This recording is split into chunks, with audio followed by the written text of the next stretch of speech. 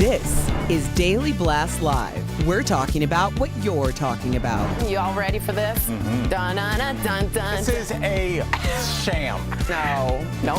Y'all, just stop. Get real. Welcome, everyone, to DBL. It is Thursday, and we hope you're having a good day so far. Lindsay, of course, is joining us remote. I want to say hi to everyone, and grateful that you're watching with us today because it's an interesting day today. Hi, Lindsay. It's good to see you, my love. Hey. Hi. Today is the anniversary of the January 6th attack on the Capitol. Supporters of former President Trump stormed the nation's Capitol 1 year ago today, and some violently clashed with police. The FBI estimates around 2,500 people took part. More than 725 people have been charged, and the FBI is still looking for more than 350 others, including over 250 who assaulted police officers. President Biden spoke this morning in a rare way, I thought, from the Capitol Statuary Hall. Let's take a look at his words. You can't love your country only when you win. You can't obey the law only when it's convenient.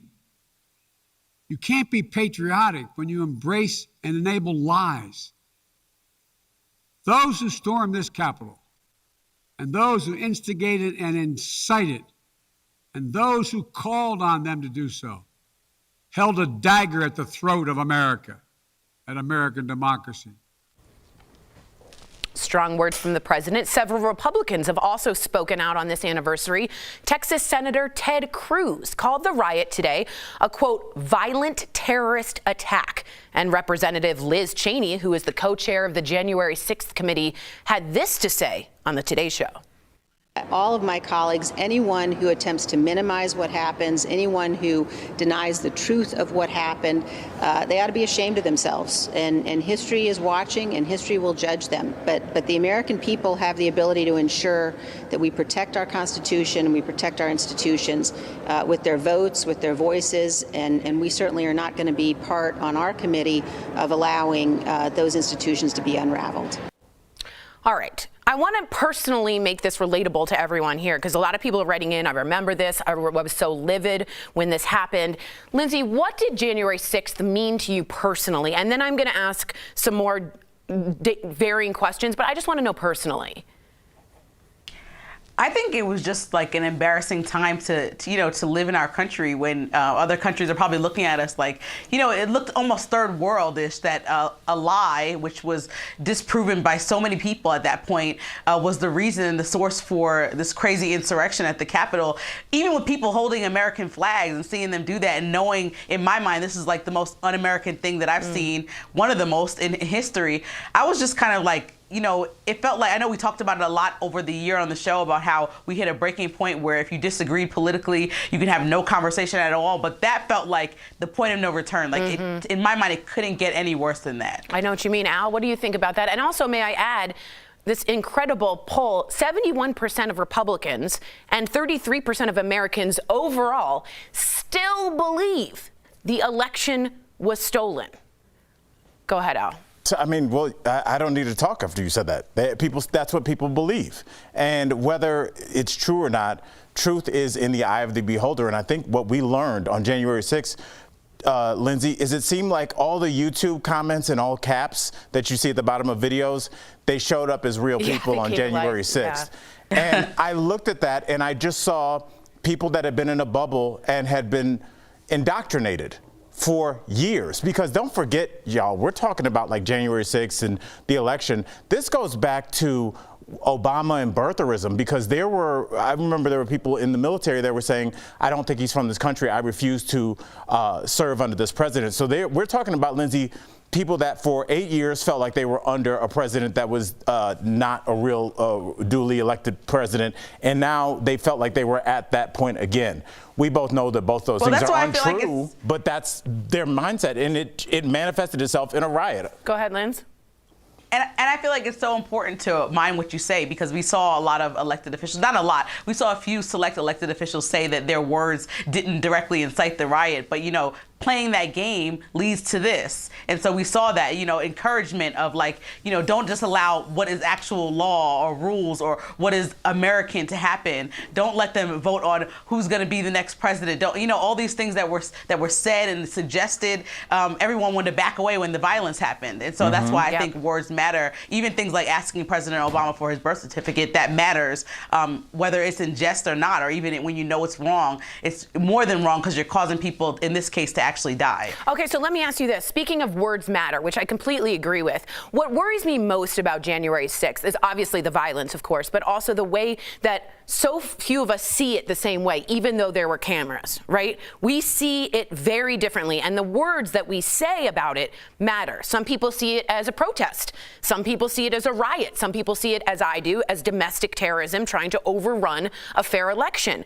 Where do you think history will play and say? What words, what vocabulary will we use? And I hope correctly. Al, what do you think? I think and I want to hear what Lindsay has to say about this. I think that the way we'll look at it as we're starting to parse this out and it's becoming more nuanced is it seems like there were factions within a larger group that probably was there just kind of going with the flow. But there were embedded in them were people with earpieces, were people that had been planning this with strategy, zip ties. They had plans to overturn this election, and they used the general public as kind of a shield for actually what was going on. Lindsay, I want to hear what you have to say about this, but I think it's actually two things we're talking about here. I think that's a complicated question because it's frustrating if we're talking about history books like historians, or if we're talking about textbooks that our children are going to learn from, the next future leaders of the country, because we've seen history showing us that textbooks in this country have swayed and been, like starting on slavery for African-American people in this country when there's a long history. There's a lot of things wrong with textbooks, but I think it's important, as we go state by state, you see some states like Texas don't even want to discuss racism in classes, and that's part of what this, or not this particular instance, but that's part of what this history shows in our country about when something's not allowed and you have a fringe group of people going crazy and causing violence. And so I think it's important to make sure that we, there's an argument. You have to vote on a local level. You have to be involved on local levels in order to get those things changed and those principals and those leaders and those superintendents in certain positions. And so I hope that what our kids are learning is the truth, which is that this was actually a riot and people got hurt and not some protest where people were fighting for a disenfranchised group. And people got killed. You're absolutely right. I hope if you believe in democracy in this country, you see what reality happened. Before we go to break, we want to take a moment to remember, as Lindsay said, and honor the lives lost on January 6, 2021, including, this of course is Eugene Goodman, who's the hero in my mind who saved the Senate single-handedly. But we also want to honor police officer Brian Sicknick and San Diego resident Ashley Babbitt. In total, 5 people lost their lives that day. Several more committed suicide in the days and months after. Closed captioning provided by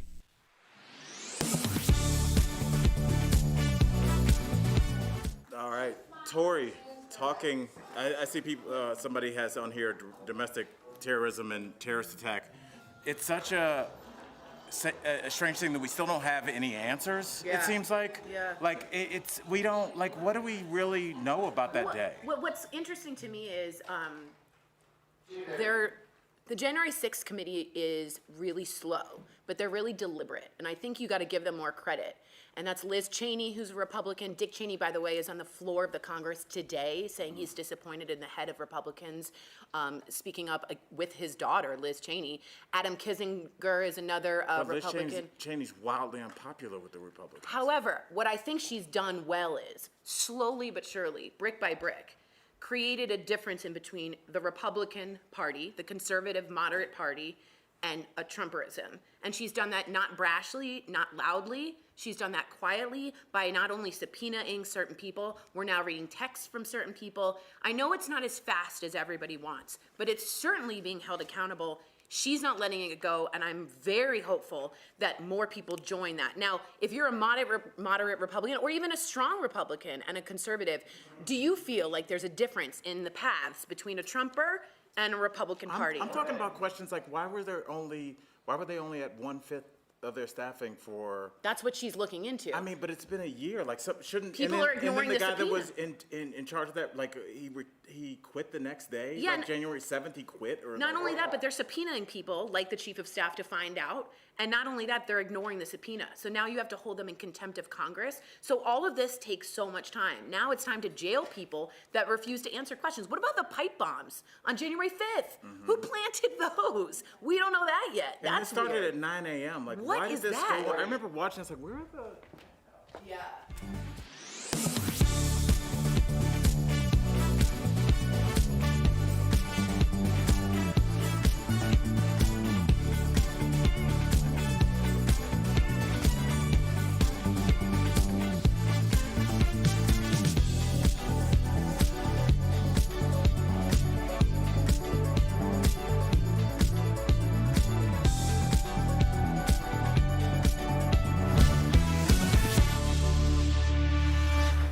Welcome back to DBL. This is one of those DBL conversations where it gets real, and I love working on the show.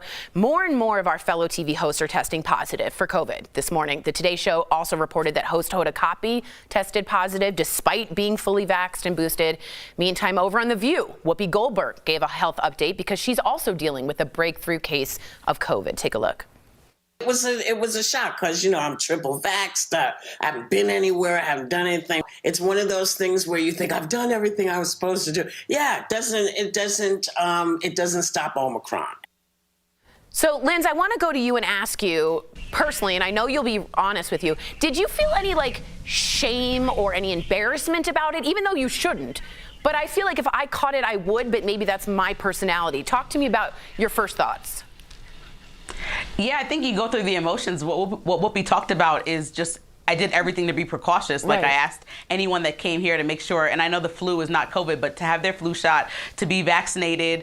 People were taking tests. And so, you know, I tried to be precautious. I wore a mask if I went out to get Christmas gifts, everything. So it's frustrating when I'm here. And then you almost don't even want to get tested. So if your nose is running, I was no, I have allergies. I didn't even want to believe it. And then you get to the point where you get the positive. And I remember sitting in the doctor's office and I was just even though I had no symptoms really, I just was let down and sad that 2 years later, now I have to go call my coworkers and colleagues and explain that I have COVID. And it felt like there will be judgment about being irresponsible when I knew that I wasn't. And I know a lot of people are feeling this way, that it's there's nothing you can really do. Right. Sometimes people could be asymptomatic. They don't know that they're sick and they're right next to you. So you can try to play the blame game and go back to see who could be the culprit that passed it to you. But as long as you're surrounding yourself, I think, around responsible people that care about other people, no one's intentionally trying to give people coronavirus. So, it's just this thing where I'm grateful that people are vaccinated and it's not affecting us in the way that it was 2 years ago or even a year ago. Right.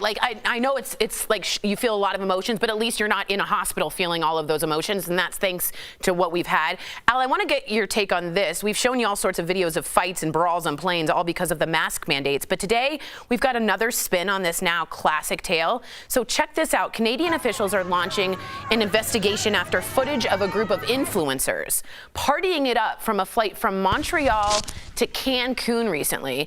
People are passing around a bottle of vodka. Most everyone's maskless. There's even footage of someone just whipping out a vape on the plane. Which of course is against the law. Wow. You sound like a hall monitor right now. Go back to your class. To your class. It's against the law. Okay, but that was a crazy video. Lindsay's laughing. They're passing around bottles of How could you? Grey Goose vodka, and Tori's I don't think you can do that. Yeah, look, I think. But that was crazy. And that was Sunwing, I believe, in Canada. I mean, that was that was crazy. Look, I think that, first of all, those are influencers, so I think that was part of their job almost to show that.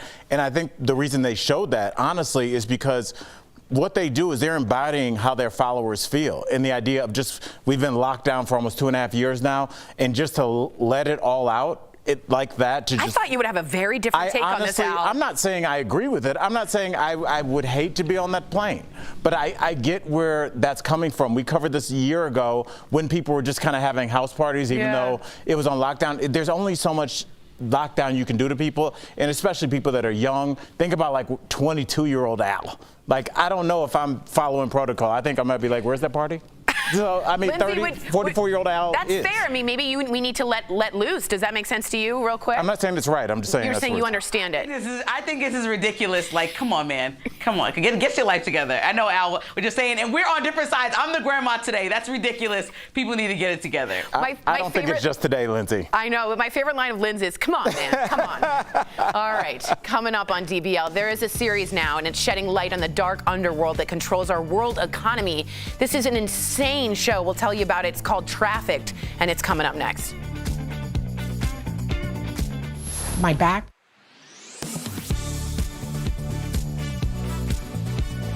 TikTok video with more than 3 million views claims you can get a check for up to 4 times the amount of your flight if you're denied boarding by the airline. We'll try to get you on the next flight in a few hours, but there's nothing else I can do, sorry. Actually, I've read the terms. This is called involuntary denied boarding, and in this case, I'm eligible for compensation. Some people wonder if it's too good to be true. So let's verify. Can you receive compensation from an airline if you are involuntarily denied boarding? Our sources are the Department of Transportation and the contracts of carriage for the nation's largest airlines. The TikTok explains airlines sell more tickets than there are seats on a plane and hope passengers don't show up. While that does happen, airlines can also involuntarily deny boarding to passengers if an air marshal requires a seat or if there's a problem with the plane and they swap it out with a smaller aircraft. Regardless of the reason, the DOT says this is all completely legal so long as the airlines follow the law of what to do if they run out of seats, which is what the TikTok focuses on. Airlines' websites say they will first ask for volunteers to give up their seats in exchange for a voucher or other compensation. If there are no takers, then the airline can involuntarily deny boarding to passengers and must pay you a penalty of up to 4 times the fare paid, depending on how long it takes them to find you a new flight. So it's true. You can receive compensation from an airline if you are involuntarily denied boarding. However, this is extremely rare. DOT data shows of the nearly 445 million passengers that took to the skies on major U.S. airlines between January and September of last year, there were only about 6,500 people who were involuntarily denied boarding. Remember, this does not apply to things like weather delays, cancellations, or missing your flight. With your Verify, I'm Brandon Lewis. Welcome back to DBL. How much of our lives does a global criminal underworld control? That's exactly what National Geographic's show Trafficked aims to find out. And earlier, we talked with host Marianna van Zeller about it. Take a look at this. Marianna van Zeller, thank you for joining us. Now, what was it about the criminal underworld that made you want to do a second season of Trafficked? It's an understanding that these black and gray markets actually make up for almost half of our global economy, and yet we know so little about them. They have a direct impact on our daily lives, whether we know it or not. And again, we know close to nothing about them. So I think I've always been curious about these worlds and really gaining access into the deepest and darkest corners of our world is the whole premise of this show. I'm so into this. Well, I am too. And here's, I'm going to speak for the audience here.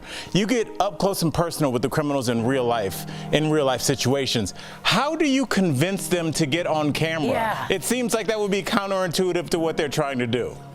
It takes months, sometimes even years, to convince people to talk to us. I say that for every yes that we get, for every person that agrees, we get dozens, sometimes even hundreds of people that say no first. So it's not easy, but I think at the end of the day, the reasons, it's a mix of ego, also impunity. A lot of these people operate in worlds where they really don't see a downside to talking to us. Right. And then I think it's a very human characteristic, just wanting to be understood and wanting to share their stories.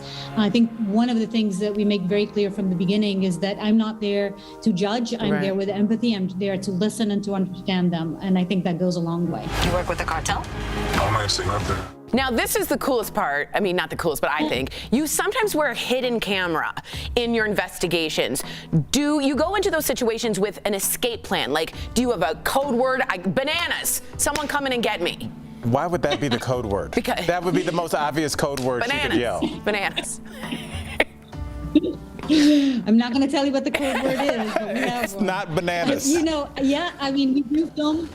We do film some stuff with secret cameras, for sure, and it's only sort of last resort when we really do not get access to certain areas that we think are important to see. But more often than not, we actually, spend again months and months trying to convince people to let us into their worlds. That makes sense. And that is often actually, sometimes the most dangerous situations we have been in situations where we have gotten full permission, but something just doesn't work or is not going right. We were in Mexico in Sinaloa doing one of the episodes for the season about, actually for season 1, it was about gun trafficking, and the military, the Mexican Marines showed up, and that was a very scary moment where there could have been a shootout at any moment, and that happens. Unexpected moments happen more often than not. So do you have that gene in you where you like to bungee jump? Do you have that adrenaline thing? Because you constantly are putting yourself, no, you don't have that. People think I'm an adrenaline junkie, right. and I'm not at all. I don't do it for adrenaline. In fact, it doesn't give me much. I don't get an adrenaline out of it. What I am guided by is enormous curiosity about the world. I think that in a fight between curiosity and fear, in my mind, curiosity always wins. And if there's a world out there that is secretive, that no one has seen before, or that you're not supposed to go into, that's the place where I want to go, just because I'm incredibly curious about it. Wow. And it turns out that what I'm incredibly curious about, these hidden worlds are actually have an impact on our lives. So they're also very important to shine a light on. Marianna, thank you so much for chatting with us. Don't forget to watch the second season of Trafficked, out now on National Geographic, one of my absolute favorite channels. Thank you so much for taking your time and the great work that you do. We'll Keep be right it up. back. Thank you so much. Thank you. Stay curious, my love. Thank you so much. Appreciate it. Promotional consideration is brought to you by Kids Grow.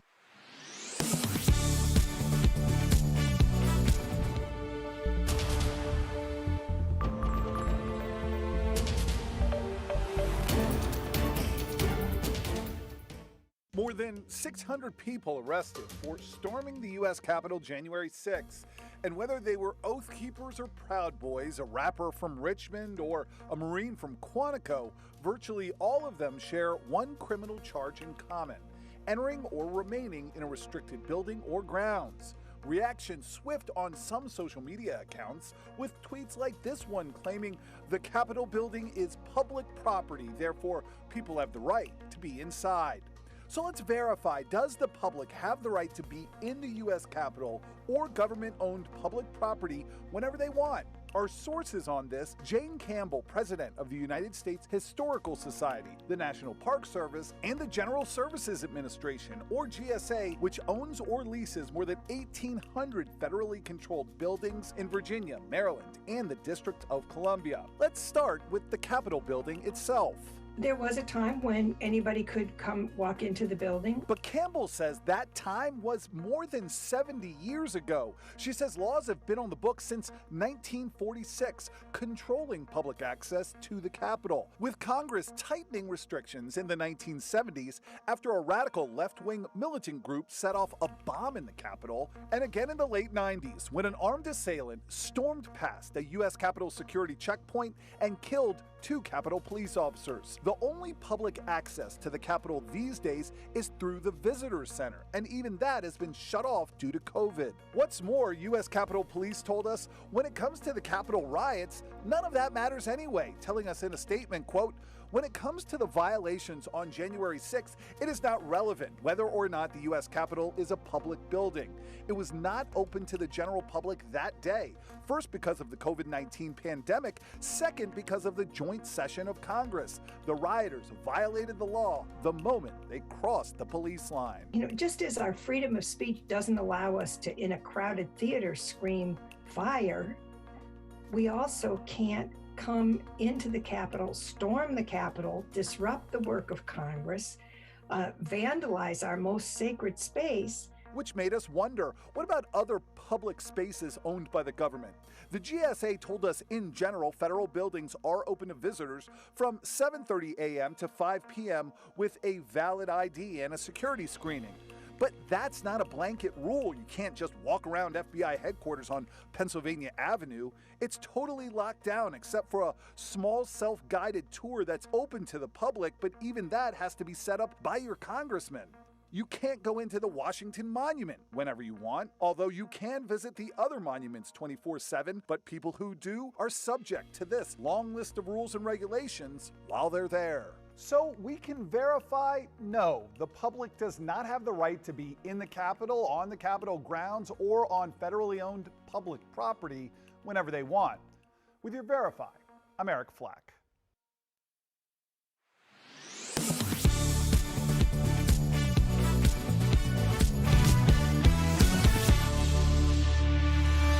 Welcome back. Do you need a vacation from your vacation? Luckily, Steph showed me some awesome products that can help bring in the new year. Check it out.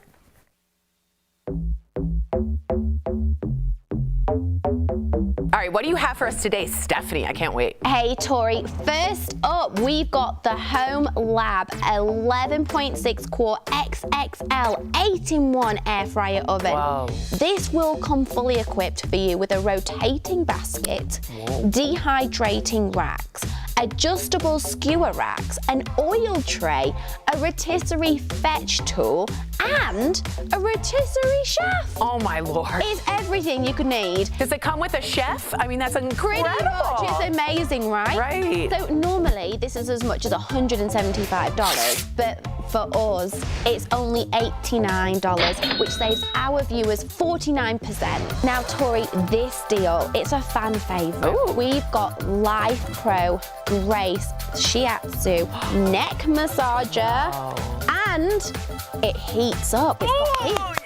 Normally, it's $115. We've got it for only $35, saving up to 70%. Now, I know you're gonna love this one. It is the Premier Luxury Skincare Quartz Gem Brightening Under Eye Treatment. Oh, yes. Now, normally, this is as much as $250, but we've got it for only $39, which saves all of you at home 84%. And last but certainly not least, we've got Posh Home Double Ruffle Hem Sheet Set. They're wrinkle resistant, they're breathable. I mean, it's everything you could want. I need new sheets. Oh, they're lovely. They feel heavenly to touch. And normally this set is as much as $60, but guess what, Tori? What? We've got them at $29, saving up to 52%. Head on over to morningsave.com to snag these amazing deals at the lowest prices. You can even visit morningsave.com right on your smartphone. Steph, as always, thank you so much. We want to say bye to Lindsay and hope she's well. I also just wanted to shout out Just Me, saying, looking for solutions to our political divisions, begin by putting civic courses back into our schools, beginning in the early grades. I don't hate that idea. Lindsay, it is lovely to see you. And absolutely. Lindsay also texted me and said she liked my shimmy. And how you feeling really quickly, girl? I'm feeling good, guys. I appreciate you guys have all been calling me and texting me, so I appreciate it. I'm just smile, so it chugging makes away, sense. sitting in my office, you know? Yeah. Your office is so cool. All right, bye, Lindsay. We love you. DBL is new every day. We'll see you same time, same place tomorrow. Thanks for watching, y'all. Be safe.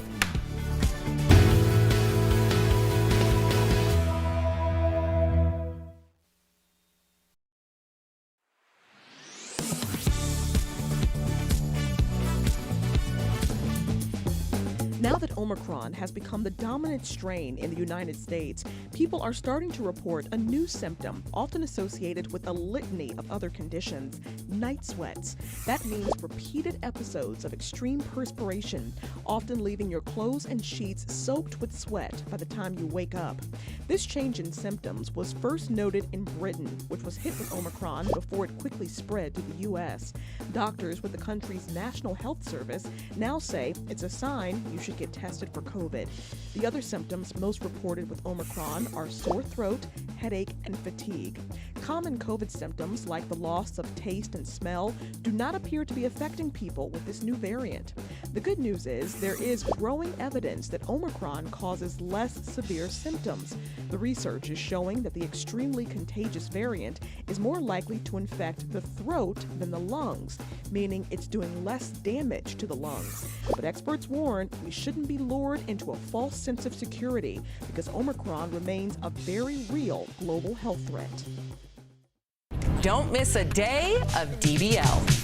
Bold debates. That's absurd. Their whole brand is sharing their luxurious lifestyle. Get off social media. I'm done with these stupid arguments. Hot celebs, but I ain't scared of no go. That's right, Erica. Absolutely. We're like this all the time. Yeah. I can tell she was feeling something. I'm here for it.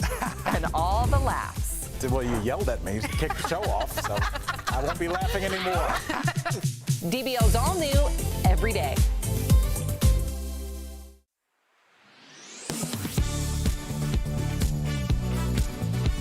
Here's what we're talking about today on Daily Blast Live. The aftermath of the Capitol riot 1 year later. How our democracy changed forever and the questions that still remain. With the Grammys postponed indefinitely and the Sundance Festival moved online, could the spread of Omicron knock out even more events? Whoopi Goldberg is shocked by her positive COVID test, claiming she did everything right. We discuss the blame and shame that comes with catching the virus. And the Pope says having pets instead of kids is selfish. Does he have a point? Oh my gosh. Are you insane? This is a sham. No. Y'all, just stop. Finally here, drum roll.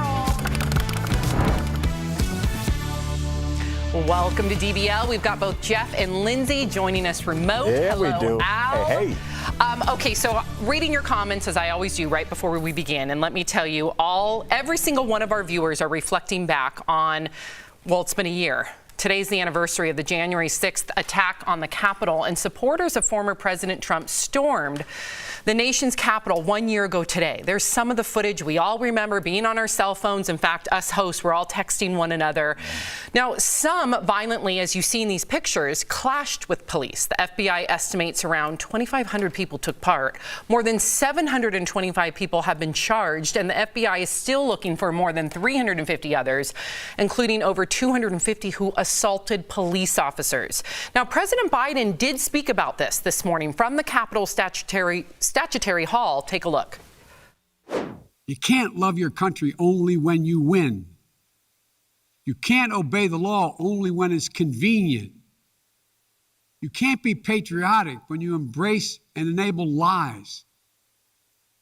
Those who stormed this Capitol, and those who instigated and incited, and those who called on them to do so, held a dagger at the throat of America and American democracy. Now, several Republicans have also spoken out on this anniversary. Texas Senator Ted Cruz called the riot a, quote, violent terrorist attack. And Representative Liz Cheney, who is the co-chair of the January 6th committee, had this to say on the Today Show. All of my colleagues, anyone who attempts to minimize what happens, anyone who denies the truth of what happened, they ought to be ashamed of themselves. And history is watching, and history will judge them. But the American people have the ability to ensure that we protect our Constitution and we protect our institutions with their votes, with their voices, and we certainly are not going to be part on our committee of allowing those institutions to be unraveled. All right, so I'm continuing to read your comments. Clearly, January 6th struck a chord with all of you. Jeff, when you look back on a year ago today, what does January 6th represent to you? I mean, at the very least, it was embarrassing, right? It was embarrassing for our country, our nation. That's at the very bottom. I think we could all agree on, we're never going to be 100% on any issue about anything, whether you like apples or the government. But I think the majority of us could agree that this was wrong. This was bad. This was a terrible time for our nation. What we're going through socially is terrible, and it's reflective of that. Joe Biden did say something that I want to read, though, in a quick press conference on his way out. He said, great nations don't bury the truth. They face up to it.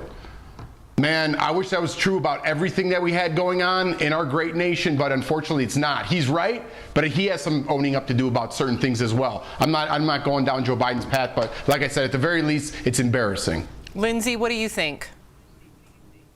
Yeah, I'm happy that Liz Cheney and Ted Cruz and other leaders spoke up about this, especially because what she said was minimizing, and that's what we can't do, is minimize what happened or airbrush over it like it was only a select few. There were a group of people out there that were encouraged based on a lie about voter fraud, and so it's just frustrating to me because I remember that we thought the worst news of the year was coronavirus, and then come to find out that some of the worst news was also that people are storming our Capitol trying to stop leaders from doing something that's one of the most patriotic things, is like finalizing the election results that were actually fair election. And so, you know, especially because it was tied in with the fact that people were voting from home and mail-in ballots because we were trying to protect one another. So to see people rioting about a lie was really frustrating to me, and I was let down that that's the place we're in. It felt like Jeff was saying, we'll never be on any kind of common ground if we can't even get that together. And speaking of that, Lindsay, and I'm glad you brought that up. In fact, a lot of our viewers are saying the very same thing. What worries me is, you know, Lindsay called it a lie, and we've had all the data and all the experts out there look into the voter fraud, and they've all agreed that President Biden won and there was no voter fraud. My concern is if 71%, I have the stats here, if 71% of Republicans and 33% of Americans overall still believe that the election was stolen.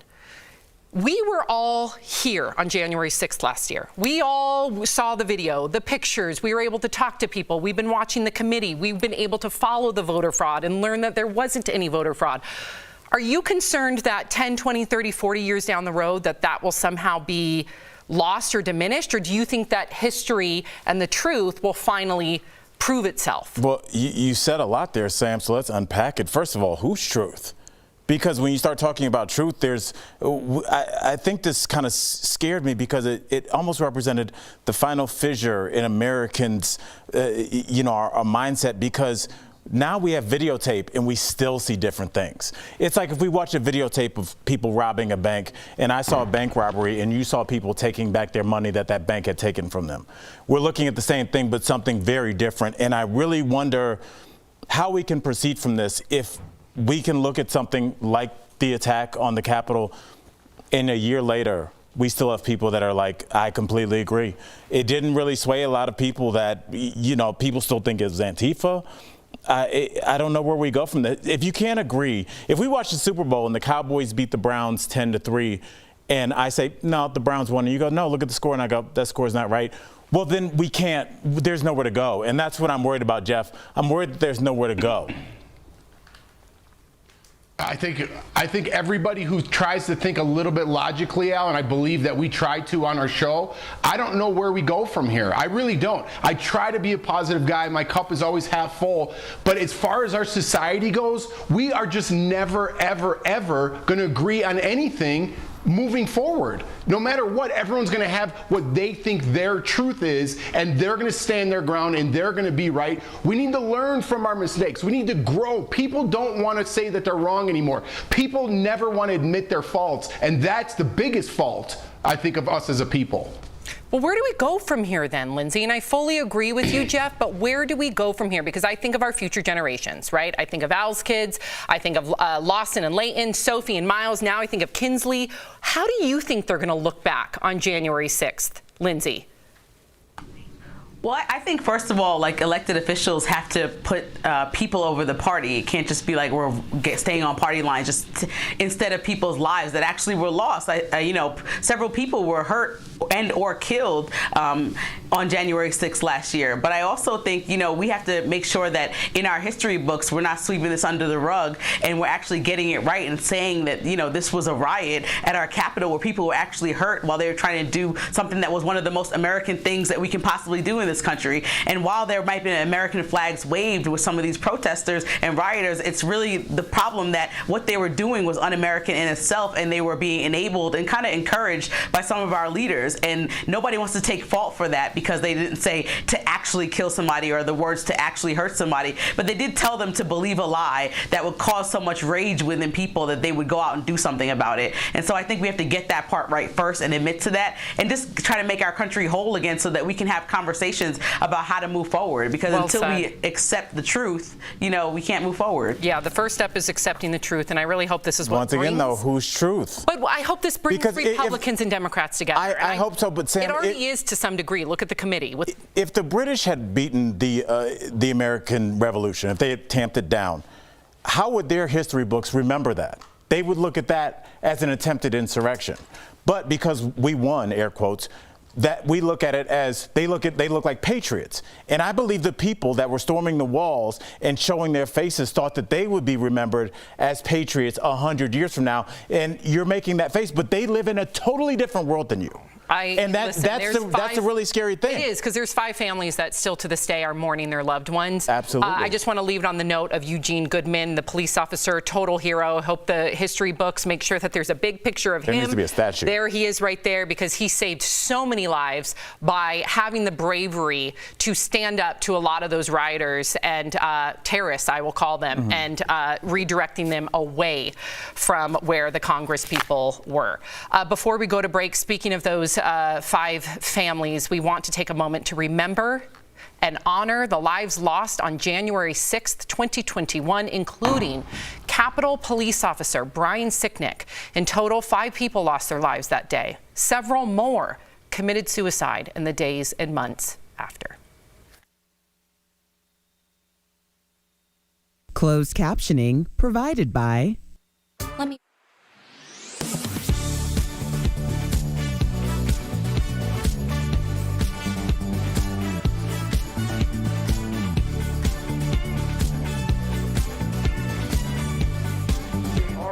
January 6th, party time.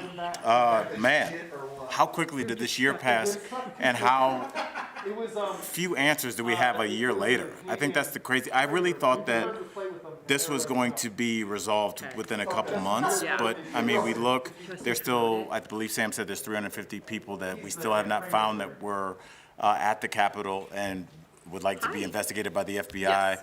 We still don't know why the Capitol Police Officer Battalion was only at, I believe, 1/4 or 1/5 staffing on a day that they knew at least there was going to be a pretty volatile protest. B block over. I don't understand that. The person that would, like, where was backup? I mean, I read an article saying that there had been fights with police as early as 9 a.m. So where was the police? Like, somebody walked me through that timeline at 9:30. I mean, if somebody was breaking into your house or breaking into a bank anywhere, and you called the police, or at least were watching it on television, after 10 minutes, you'd say, where's the backup? Where's the police? I mean, this is our nation's capital. There's the D.C. local police, Virginia, Delaware. There's a ton of the military's all over there. Annapolis is not far. Where was the backup for hours and hours, all morning and then on into the late afternoon? And so I just think there's a lot of questions. I've seen quite a few documentaries on it, but they're really just kind of going over the timeline of what happened that day. But I want to know not only what happened leading up to it, but, you know, what's going to happen to the people that seemed like they were orchestrating a lot of this. Maybe the text messages will show us something. It seems like there were some people showing some random people around the Capitol a couple days before everything. So lots of questions. We'll see.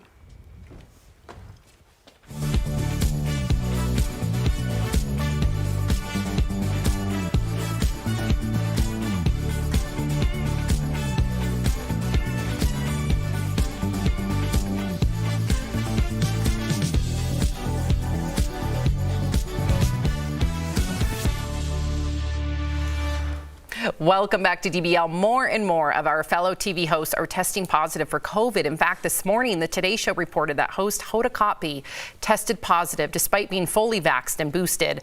Meantime, over on The View, Whoopi gave a health update because she's also dealing with a breakthrough COVID case. Take a listen to what she had to say. It was a shock because, I'm triple vaxxed. I haven't been anywhere. I haven't done anything. It's one of those things where you think I've done everything I was supposed to do. Yeah, it doesn't stop Omicron. All right. Well, this hits very close to home with us as well. I mean, Lindsay, you've been very forthright and transparent, and we appreciate that so much that you yourself have a breakthrough COVID case. Thank goodness for vaccinations. You, Whoopi, Hoda, you all have mild symptoms and you're able to not be hospitalized. A lot of people aren't that lucky. Tell us how you're feeling today. Well, it's interesting because, what Whoopi was saying hits home because, I tried to get my flu shot this season. I tried to get back, especially because I have a new infant. I got vaccinated. I followed all the rules. I wore masks when I bought Christmas presents. Like, I really didn't travel anywhere.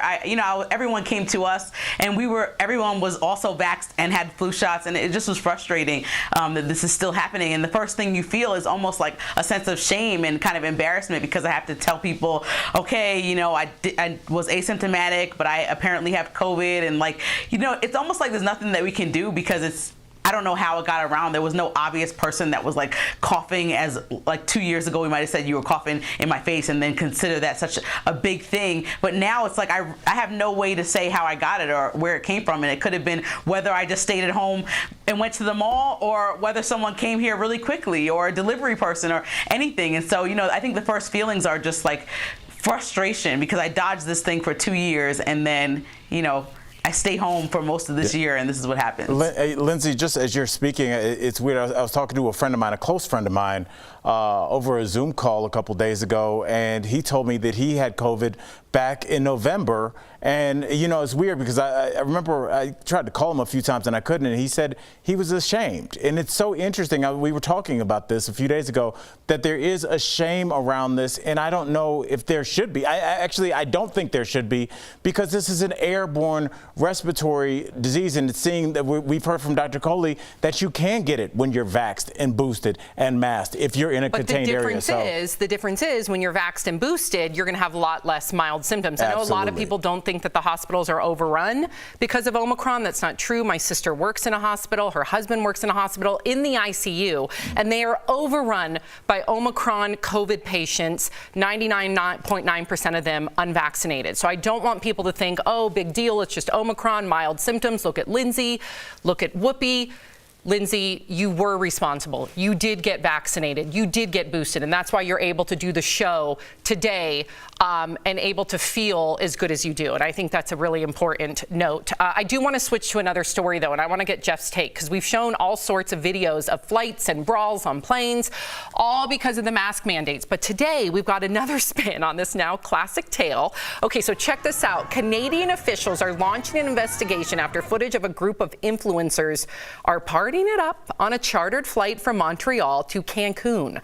People are passing around a bottle of vodka. Most everyone is maskless. There's even footage of someone vaping on the plane, which of course is against the law. Jeff, what do you think about this? And do you think anything specific should happen to these people? I don't know. All I have to say, Sam, is I'm glad there was no Instagram, social media when I was 20, because I can't say I would be doing anything less than that. These kids are kids, and kids have to make mistakes, which they obviously did. I'm not condoning what they did. They definitely made a mistake, but kids are going to have to make mistakes. Like I said earlier, fail, learn from their failures, be disciplined for their failures, and grow from that. So whatever it is, they need to be punished in some sort of way, some sort of discipline, so they learn that they can't have this behavior just because they're influencers and people think they're popular. That's the wrong thing to do. I don't know. It didn't look too wrong to me. These are young kids.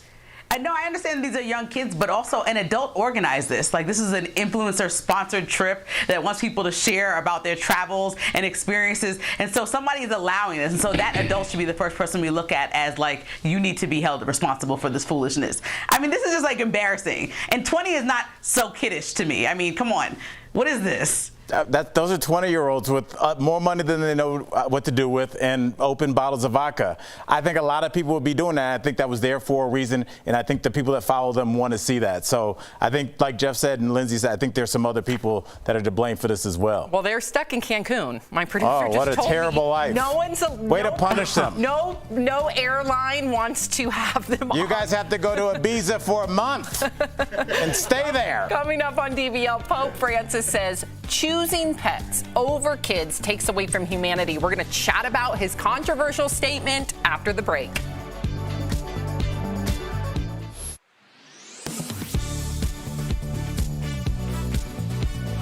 TikTok video with more than 3 million views claims you can get a check for up to 4 times the amount of your flight if you're denied boarding by the airline. We'll try to get you on the next flight in a few hours, but there's nothing else I can do, sorry. Actually, I've read the terms. This is called involuntary denied boarding, and in this case, I'm eligible for compensation. Some people wonder if it's too good to be true. So let's verify. Can you receive compensation from an airline if you are involuntarily denied boarding? Our sources are the Department of Transportation and the contracts of carriage for the nation's largest airlines. The TikTok explains airlines sell more tickets than there are seats on a plane and hope passengers don't show up. While that does happen, airlines can also involuntarily deny boarding to passengers if an air marshal requires a seat or if there's a problem with the plane and they swap it out with a smaller aircraft. Regardless of the reason, the DOT says this is all completely legal so long as the airlines follow the law of what to do if they run out of seats, which is what the TikTok focuses on. Airlines' websites say they will first ask for volunteers to give up their seats in exchange for a voucher or other compensation. If there are no takers, then the airline can involuntarily deny boarding to passengers and must pay you a penalty of up to 4 times the fare paid, depending on how long it takes them to find you a new flight. So it's true. You can receive compensation from an airline if you are involuntarily denied boarding. However, this is extremely rare. DOT data shows of the nearly 445 million passengers that took to the skies on major U.S. airlines between January and September of last year, there were only about 6,500 people who were involuntarily denied boarding. Remember, this does not apply to things like weather delays, cancellations, or missing your flight. With your Verify, I'm Brandon Lewis. Welcome back. So Pope Francis is giving his thoughts on relationships yet again, and you guys have a lot to say about this one. So while talking to a crowd at the Vatican, the Pope criticized couples who choose to have pets instead of children, saying they are selfish. He also said, quote, "This denial of fatherhood or motherhood diminishes us. It takes away our humanity, and our homeland suffers, as it does not have children." He went on to say that couples who cannot biologically have children should consider adoption. Whoa, these are strong, bold comments. You know, Jeff, I know you take your Catholicism your faith very seriously. Did it disappoint you to hear the Pope say this, or do you agree with him? Yeah, I mean, what do you want me to say about this, Sam? Of course I don't agree with him, but it's okay. Just because the Pope says something doesn't make it God's word. I understand he's supposed to be closest to God. He's going to say things that are wrong. He's going to say things that are right. Of course I don't believe with this, but I do think people are way too close to their pets. I will say that. When you're out to dinner and your pet's at the table, eating off the table, that's embarrassing, and the Pope should talk about that. Jeff, I can't even agree with you because I have to go home in a little while, but I'm giving you the eyes like I feel you, brother. What does that mean? There's a connection with people's pets that is odd to me. I love my dogs, with that? But there's a difference between like loving your pet and like they're at the table. And there's a lot of people that are like that. And I think there has to be a line between man and beast. Okay, Lindsay, what were your thoughts? Considering you're a new mama yourself, what were your thoughts? Well, I'm starting to understand that Al is genuinely not that much of a pet person, but he wants to be PG about it. So I love my dogs. But I think, that's a ridiculous statement to me. I love the Pope, but it's like, having a kid is totally a choice. I mean, even as glamorous or as fun or as crazy as it might look when you look at other people, you really don't understand that experience until you have a kid, whatever age in your house. Because I hear from Jeff that as they get older, it's a new thing that you're trying to learn your kid. Right now, it's just crying, screaming, and like pooping all over the place and like no sleep. And I'm sure that it just like develops as they go on when they start asking you why every second. So like you cannot tell somebody that they need to have a kid. Some people just don't have that in the cards for them. I think that's like a strong statement. If anything, that would make you unselfish, in my opinion. If you know that you're not fit to be a parent, or you'd rather be a parent to, you know, your fur babies, that to me is saying that you're self-aware and that you're making the decision for you and this possible child that may not be wanted. I think as parents, we've all seen other parents where you're like, I don't think they like being a parent. Right. You need to really want to be all in. It's not something that you just hope you'll grow into. No. Amen. We'll be right back. Promotional consideration is brought to you by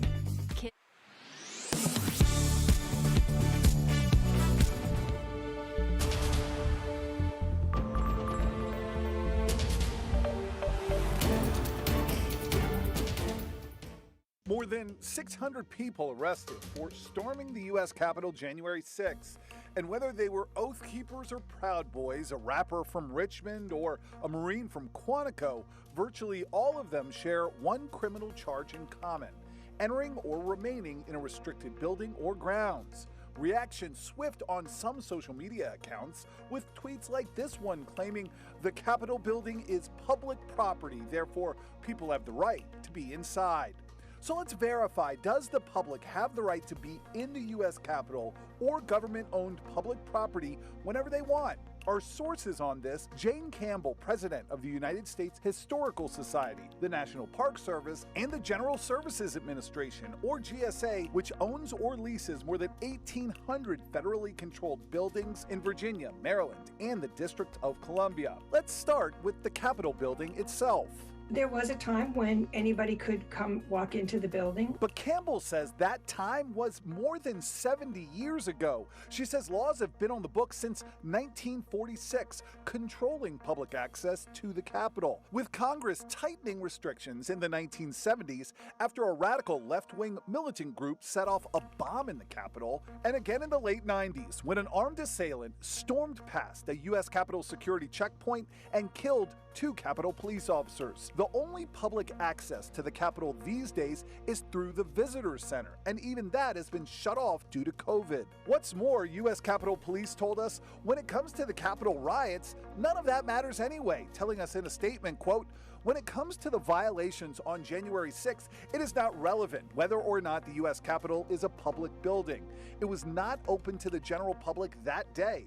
First, because of the COVID-19 pandemic. Second, because of the joint session of Congress. The rioters violated the law the moment they crossed the police line." You know, just as our freedom of speech doesn't allow us to, in a crowded theater, scream fire, we also can't come into the Capitol, storm the Capitol, disrupt the work of Congress, vandalize our most sacred space. Which made us wonder, what about other public spaces owned by the government? The GSA told us in general, federal buildings are open to visitors from 7:30 a.m. to 5 p.m. with a valid ID and a security screening.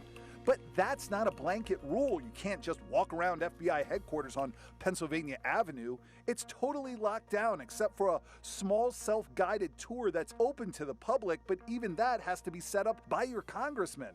You can't go into the Washington Monument whenever you want, although you can visit the other monuments 24/7, but people who do are subject to this long list of rules and regulations while they're there. So we can verify, no, the public does not have the right to be in the Capitol, on the Capitol grounds, or on federally owned public property whenever they want.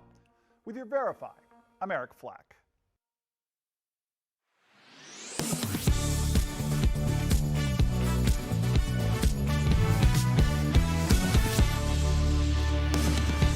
Welcome back to DBL. I have a comment that says influencers are the worst. Jeff? Listen, you can shut off social media. You know what I think's the worst is when you're in row 13 on an airplane and the person in row 14 thinks they're getting off before you. That person's the worst. Touche. If you're leaving us, you can watch the second half of the show online. Watch on YouTube, dailyblastlive.com, or our DBL mobile app. But if you're sticking around, here's what's coming up. With the Grammys postponed and Sundance Festival going online, will we see even more events on the COVID shopping block? And Joe Millionaire is back. We'll tell you about the crazy new twists coming to the show.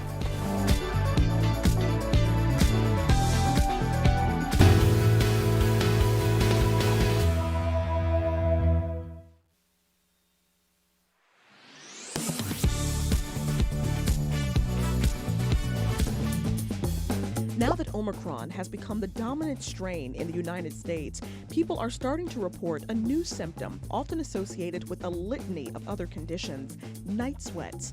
That means repeated episodes of extreme perspiration, often leaving your clothes and sheets soaked with sweat by the time you wake up. This change in symptoms was first noted in Britain, which was hit with Omicron before it quickly spread to the U.S. Doctors with the country's National Health Service now say it's a sign you should get tested for COVID. The other symptoms most reported with Omicron are sore throat, headache, and fatigue. Common COVID symptoms like the loss of taste and smell do not appear to be affecting people with this new variant. The good news is there is growing evidence that Omicron causes less severe symptoms. The research is showing that the extremely contagious variant is more likely to infect the throat than the lungs, meaning it's doing less damage to the lungs. But experts warn we shouldn't be lured into a false sense of security because Omicron remains a very real global health threat.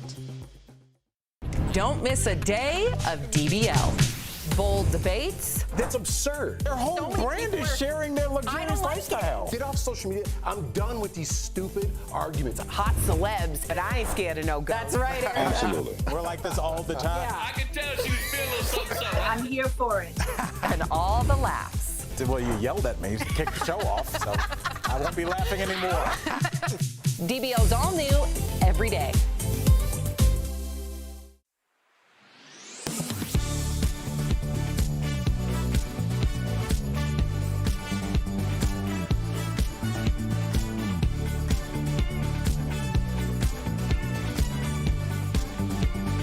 This is Daily Blast Live. We're talking about what you're talking about. Oh my gosh. Are you insane? This is a sham. No. Y'all just stop. Finally here. Drum roll. Welcome back to DBL. We've got both Jeff and Lindsay joining us remote. Hey, hey. People. Yep. Okay, so we begin with a bunch of high-profile events being impacted, of course, by COVID and the highly contagious Omicron variant. So the Grammys are being postponed indefinitely. Last year, if you remember, stars like Beyonce showed up to accept their awards outdoors. But this year, many artists are reluctant to even attend the event, which was supposed to be taking place inside. Now, the Sundance Film Festival canceled all in-person events. It will go ahead, but everything is going to be online. And then Super Bowl organizers are looking at a contingency plan to move the game from SoFi Stadium into LA, or from in LA to the AT&T Stadium in Texas if COVID restrictions become too tight in California. If the halftime show is scrapped because of COVID, TMZ's reporting that Dr. Dre could be on the hook for millions because he's poured his own money into the show and his insurance will not cover any losses due to COVID. Wow. Just hearing all of these events, what do you think about that? The one that stands out the most to me is Super Bowl because I'm sure it's still going to go on. The Super Bowl is that a good idea? Yes. The Super Bowl is a huge windfall for whatever city that it's in. And I get that we have to be safe, but there are going to be cities that are going to say, we want that money. That's what this comes down to. And I went to Super Bowl a couple of years ago when it was in Minneapolis, and just seeing the people converge, what it does to your hotels, your business industry, how it brings light to your city. Somebody's going to take that Super Bowl. So it's a coveted thing. And if LA gives it up, there's going to be a lot of places in line. What do you think about the halftime show? Can't they have Dr. Dre perform somewhere else and they just somehow like use satellite like we do to allow him to perform? I don't get it, Lindsay. I mean, 2 years into the pandemic, I mean, my thoughts changed. I think a year ago, I would say, like, the NFL was doing a poor job at trying to protect people. But at this point, if we have vaccines and boosters and ways to protect ourselves, it really comes down to, should we just shut down indefinitely? Like, the way to make, obviously, no one get COVID or very little cases would be no one does anything, no one goes to work, just everyone stay in their homes. But people have to make money, have to live their lives, continue on with their livelihood. And so, we can't continue to cancel stuff over and over again, especially when we're seeing that if you are, like you said earlier, vaccinated and boosted, this Omicron variant is not affecting people in the same way. I think we have to keep moving forward. Jeff, would you go to the Super Bowl physically? Yeah, I would. I would take my chances because that's on my bucket list. And I got to be honest with you, Sam, I'm not a doctor, right? But I believe everybody's going to catch this new strand, this Omicron strand, this variant. I'm triple vax, but the way society says is that you're not allowed to talk about vaccines. Just that's the way it is. We need to start bringing up some other options, right? I believe we're all getting it. Why don't we put health out there? We never ever worry about if a football player gets it, if a basketball player gets it, like, oh man, well, he'll be back in 2 weeks or a week, whatever it is. He'll be back. No one ever questions that if they're going to die or something's going to happen to them. Why are we bringing health more into this as an option? Because you're not allowed to fat shame. If I'm not allowed to talk about that or talk about health, how are we ever going to get past this problem? So would I take my chances? Yes. And if we don't get this under control by March, my Bieber tickets for a second year in a row are going to go to waste and I'm going to be very upset. Wow, we're going to have to wait and see. I hope things are better by March. Okay, so there is a new Joe Millionaire in town, but this rebooted reality dating show, this one has a twist. Remember the original back in 2003? I loved it. Women competed for the heart of a millionaire bachelor who, in the end, revealed he wasn't a millionaire at all. Now, a new show called Joe Millionaire for Richer or Poorer debuts tonight. So 20 women, this is the premise, 20 women date 2 men, one who is rich and one who is not. Watch. This time, 2 Joes are better than one. One of them just has a lot more money. The ladies do not know who is rich and who is not. There's no way I come out of this not being a bad guy, and I don't know how to handle it. There will be drama. Don't embarrass me. Romance and lots of surprises. There is somebody not here for the right reasons. What's going on? I don't know. Jeff, you and I have like the same, if you were to look at both Jeff and I's like Netflix accounts, I feel like we watch the same shows. Are you going to watch this or no? No, I'm not. The first Joe Millionaire I thought was brilliant. Them trying to redo this, I got to be honest with you, Sam. This is calling the kettle black, right? Because I came from a reality show. They don't care if they're rich or poor. There's 22 people there looking for fame. They don't care what happens. They hope they're the person that can move their career forward. At the very least, get some followers out of it. Wow. Lindsay, do you agree with Jeff? But why are we judging people for if they want to be with somebody who can afford a lifestyle that they want to live? It's like money doesn't buy happiness. Yes, I understand that, but it buys options. So like, should you just decide that your life is going to be some way when you're with somebody who has absolutely broke? Like, you need money in order to live a life, take care of a kid, have a family, whatever you want to do. So like, I feel like the premise is a little crazy because, if she ends up with liking the dude that's broke, I don't know if he's broke, but not the millionaire, then, her life's going to be a little bit different. That's something to take into account since 50% of marriages end over finances. That's interesting. That's a good point. Now, do you think things would be different, though, Al, if it were 2 women and 20 or 22 men?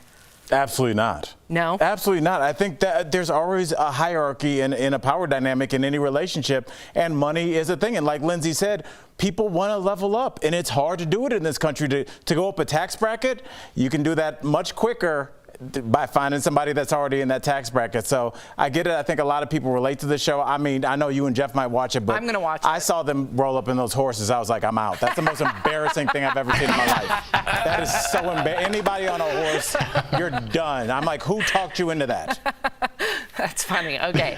All right. So if you're obsessed with celebrities, chances are you might not be that intelligent. That's the findings from a study out of Hungary. So the study of about 1,700 people, not a small sample, found that those who were more interested in celebrities had lower scores on 2 cognitive ability tests. But the study did not determine whether the poor performance was because they spend their brain power, so to speak, thinking about celebs, or if they were just less intelligent to begin with.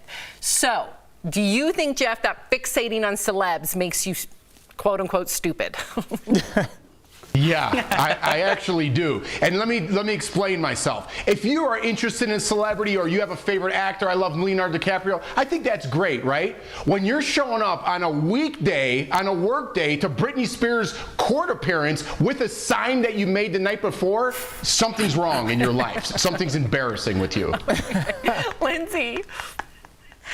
I think everything in moderation. Like, I like to read tabloids and gossip that I know is not true, and I have fun with that. But I think when you start to, like, I'll take it a step further than Jeff, when you are in people's comments and, like, part of, like, the Beehive or the Swifties and, like, really spending, a large majority of your day not trying to better yourself or do anything that's going to push you forward besides argue on the behalf of some celebrity that you'll never meet, likely, that's when it gets a little bit crazy to me. And you probably could use it to, like, I don't know, watch an informational show or something that will teach you something or spark a conversation. Call your parents, something. Oh, well, man, you really ran out of options at the end there, Lindsay. Look, I'm going to throw you a curveball really quickly. Yeah, okay. Isn't this the same thing as certain sports fans, though? That's what I was going to say. It's like I feel like everything wants to be part of something bigger than itself, and so I saw a saying that there was a picture of a brick and it said even a brick wants to be part of something, and it was a pyramid. And I think, like, if you look at the Beehive, if you look at Dallas Cowboys fans, if you look at anything, they are a part of something bigger than themselves that they can go and meet strangers and connect with. Oh, you like the Packers? I like the Packers. Are you going to the game in Cincinnati? Let's go together. Let's stay in the same hotel. Now you're connecting and bonding with people. And I think celebrity just gives you a reason to connect with other people that you may not even be physically around, and just feel like you have a community, like you're a part of something. But when does it go too far, Jeff, in your opinion? There's a line. The obsession. I think the obsession. When you just like somebody and follow somebody, what they do. I follow The Rock online. I like some things when I'm on social media, right? When you start leaving comments, like Lindsay said, or when you start getting so obsessed that you think you're friends with that person, there's I'm not even joking, there's a psychological problem there that you need to work out. Yeah, and to Lindsay's point, I forget who And brought I know it. Jeff can't stand those people. I know Jeff can't stand those people who go on a rampage. That's all I was going to say. Well, to your point with the comments, when I sometimes go on, like, certain celebrities, or I see their posts and then I see, like, two people have, like, back and forths that, like, last, like, their entire page of the comment section, I'm like, what are they arguing about? Like, I find myself reading their arguments and I'm like, what is happening? But it's like, crazy. After Gwen Stefani blocked you from her page, like, what were they talking about before that? She never blocked me. And I've never once gone on her page and commented on things other than you look gorgeous. Her security regards you as a person of interest. Okay, coming up on DBL, from color-changing cars, headphones, and robots, we've got a preview of some of the coolest gadgets from the Consumer Electronics Show in Vegas.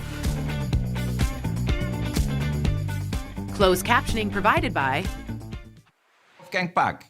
When I started my online store, Wolfgang Back Home, I knew there would be a lot of orders to fill, and I wanted them to ship out fast. That's why I chose ShipStation. ShipStation helps manage orders. Now we're on? Okay, that was a weird countdown Lydia just gave us. She goes 5, 4, 3, 2, and then she didn't say anything, and I was like, are we on? She goes, no. Say on one. She didn't. She did it She right. barely got to 1. She petered out at 2. So I was like, I don't know if 1 is assumed at this point. But yeah, I mean, I don't know.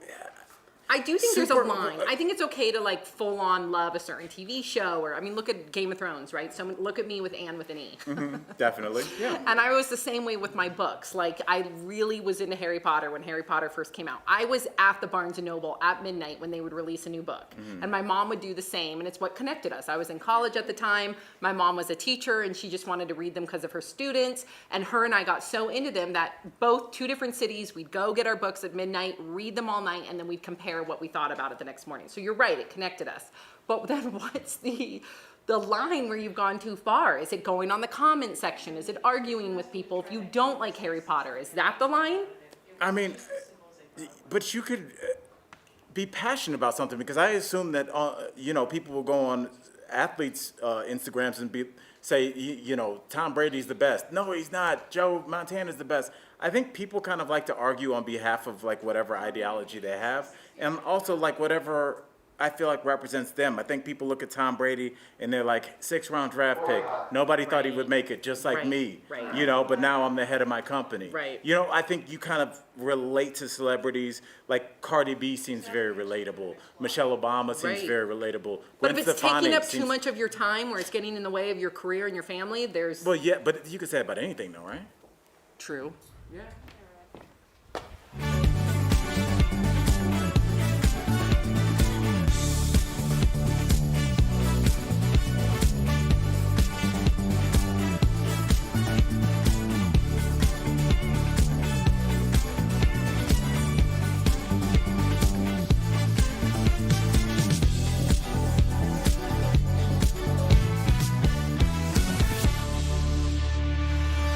Welcome back to DBL. So CES, the Consumer Electronics Show, aka one of the biggest tech trade shows in the world, is happening this week in Vegas. We have a look at some of the buzziest gadgets out there. So first up, here we go. We've got dehumidifying earbuds. So these Bluetooth enabled earbuds are from LinkFace. They're able to track humidity inside the ear, which the creators say cause bacterial overgrowth, as well as releases light and heat to alleviate sticky and moist ear canals. Oh my gosh. What do you guys think about these? I can't even say sticky and moist. That's a terrible idea.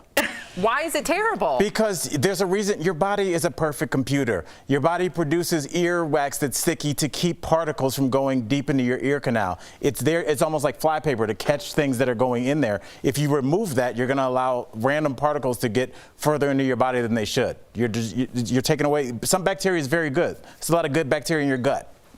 Okay. When you first said dehumidifying earbuds, I was like, oh, that's great because it's so dry in Denver, thinking that it's going to like shoot humidity out into your room. But no. No. Okay, so none of us are. I like your idea better. What about the Cadillac Innerspace? Okay, so it debuted as an autonomous car concept that seats just 2 passengers. Cadillac designed with a cocoon-like cabin that immerses passengers sitting in a love seat with a panoramic screen that stretches across the front. Do we need this car? This is estimated to be in the 6-figure range, Jeff. It looks dope. I mean, I wouldn't get it. I'm not a big car guy. Is that on the front? Yes. Is that on the front? Yeah. And what if you get in an accident? I'm sure they have it. It's fully autonomous. It has it's doing everything for you. And Jeff, if I get in an accident, if I'm killed in that car, I made it. I'm like, hey, bury me right in that. If I had that car, anybody that got in, I'd be like, you're welcome. Dude, I would love. You know, I'm very loyal to Cadillac. I've always been a Cadillac, driver. I love Cadillac. I wish. Sounds like an old black man. All I do is get Cadillac. I wish I could afford this one. Okay, the next one is kind of odd. It's a robotic nibbler called Amigami Ham. It's a robot designed to bite the end of your finger in a cute and reassuring way. The biting motion is apparently designed to recreate the sensation of having the tip of your finger nibbled by a pet or a baby. Thoughts? This is weird in my opinion, Jeff. But I said it yesterday. We're not making it to 2023. It's over. So enjoy everything. Stop complaining. The world has gone officially bananas. Cats are barking, Sam, and dogs are meowing. Yes. Lindsay, if you went to someone's home and you saw them getting their finger nibbled by this gammy ha-ha, whatever it was called, what would you think? Oh man, I would just reserve my opinion. I would be like, what's going on here? But that thing definitely looks like a little kid, a baby. Now that I see Kinsley all the time drinking a bottle, it's like this thing. That thing is pretty funny, like, because that's all I watch her do right now. So I think that's hilarious. But if somebody had it for real, I might be a little bit like, you're a little strange. It is weird. It's weird, but I know for a fact that especially in the world of autism, a lot of anxiety is released through the fingertips. That's why there's a lot of flapping. So I think maybe that could help people that have anxiety.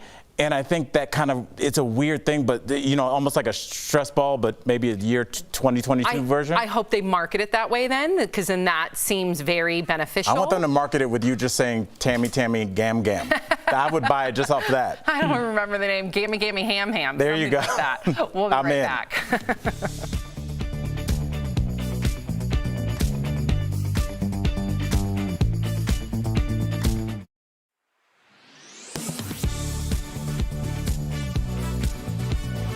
TikTok video with more than 3 million views claims you can get a check for up to 4 times the amount of your flight if you're denied boarding by the airline. We'll try to get you on the next flight in a few hours, but there's nothing else I can do, sorry. Actually, I've read the terms. This is called involuntary denied boarding, and in this case, I'm eligible for compensation.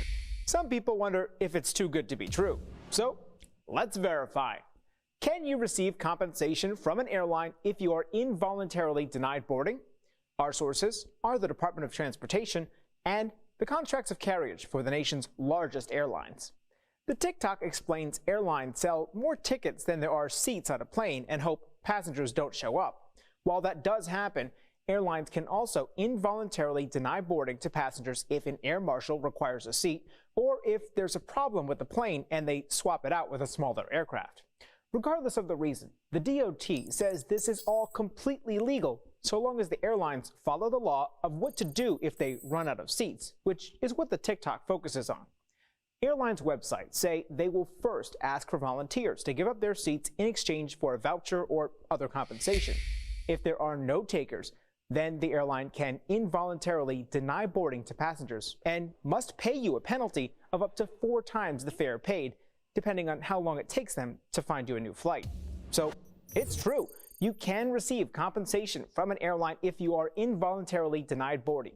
However, this is extremely rare. DOT data shows of the nearly 445 million passengers that took to the skies on major U.S. airlines between January and September of last year, there were only about 6,500 people who were involuntarily denied boarding. Remember, this does not apply to things like weather delays, cancellations, or missing your flight. With your Verify, I'm Brandon Lewis. Welcome back. Do you need a vacation from your vacation? Well, luckily, Steph showed Tori some awesome products that can help ring in the new year. Check it out. All right, what do you have for us today, Stephanie? I can't wait. Hey, Tori, for the new year, I have got some wonderful products and even better deals. And for you and DBL Nation, it's going to kick off your 2022. Yay. First time I've actually said that. That's know, crazy. Big. First up, we've got the Home Lab 11.6 quart XXL 8-in-1 air fryer oven. Whoa. This deal includes 1 air fryer oven with accessories. It's crafted from premium stainless steel and has a thermal protective double layer glass door. Ooh. So you can check up on your cooking progress through here. And this will come fully equipped for you with a rotating basket, dehydrating racks, adjustable skewer racks, an oil tray, a rotisserie fetch tool, and a rotisserie chef. Oh my Lord. It's everything you could need. Does it come with a chef? I mean, that's incredible. Pretty much. It's amazing, right? Right. So normally this is as much as $175, but for us, it's only $89, which saves our viewers 49%. Guys, air fryer, if you don't have one, apparently you're not cool at all. So everyone rush out and get this deal. It's amazing. Now, Tori, this deal, it's a fan favorite. Ooh. We've got Life Pro, Grace, Shiatsu, neck massager, and it heats up. It's got heat. Yes. So the deal includes 1 massager and it has a charging cable, and we've made it through the hustle and bustle of the holiday season. So now it's time to relax, Tori. This massager has 4 rollers that operate in 2 different directions, and the massager can reach up to 110 degrees. So you can literally feel your stress is just melting away. Normally it's $115. We've got it for only $35, saving up to 70%. That's amazing. As I told you in the break before we did this, I coughed and threw up my back, and my neck muscles are all a mess, and it's from the airplane and travel. So this is perfect, guys. Now, I know you're going to love this one. It is the Premier Luxury Skincare Quartz Gem Brightening Under Eye Treatment. Oh, yes. So this cream utilizes botanical stem cells and minerals to repair and rejuvenate your skin, so you can say goodbye to puffiness, dark circles, and fine lines. Oh, I need this so bad. Oh, now normally this is as much as $250, but we've got it for only $39, which saves all of you at home 84%. We are so good to you, huh? This is amazing. So good to you, what we give you. I just love the packaging I do It's too. gonna look really good in your bathroom. Yeah, that's cute. And I gotta be honest, I'm just puffy all over. So I just really, really need this. And that's a delicious price. And last but certainly not least, we've got Posh Home double ruffle hem sheet set. So there is something so chic and special about this set. The ruffle adds a really elegant touch. Yeah. So it's gonna leave you feeling pampered the second that you lay down, which is what we all want. Right. And it's made of 100% double brushed microfiber. They're wrinkle resistant, they're breathable. I mean, it's everything you could want. I need new sheets. Oh, they're lovely. They feel heavenly to touch. And normally this set is as much as $60, but guess what, Tori? What? We've got them at $29, saving up to 52%. 29, guys. 29. I'm getting a queen. It looks expensive. It does look expensive. Head on over to morningsave.com to snag these amazing deals at the lowest prices. You can even visit morningsave.com right on your smartphone. Steph, as always, thank you so, so much. We'll be right back. Promotional consideration is brought to you by... Are you on medication?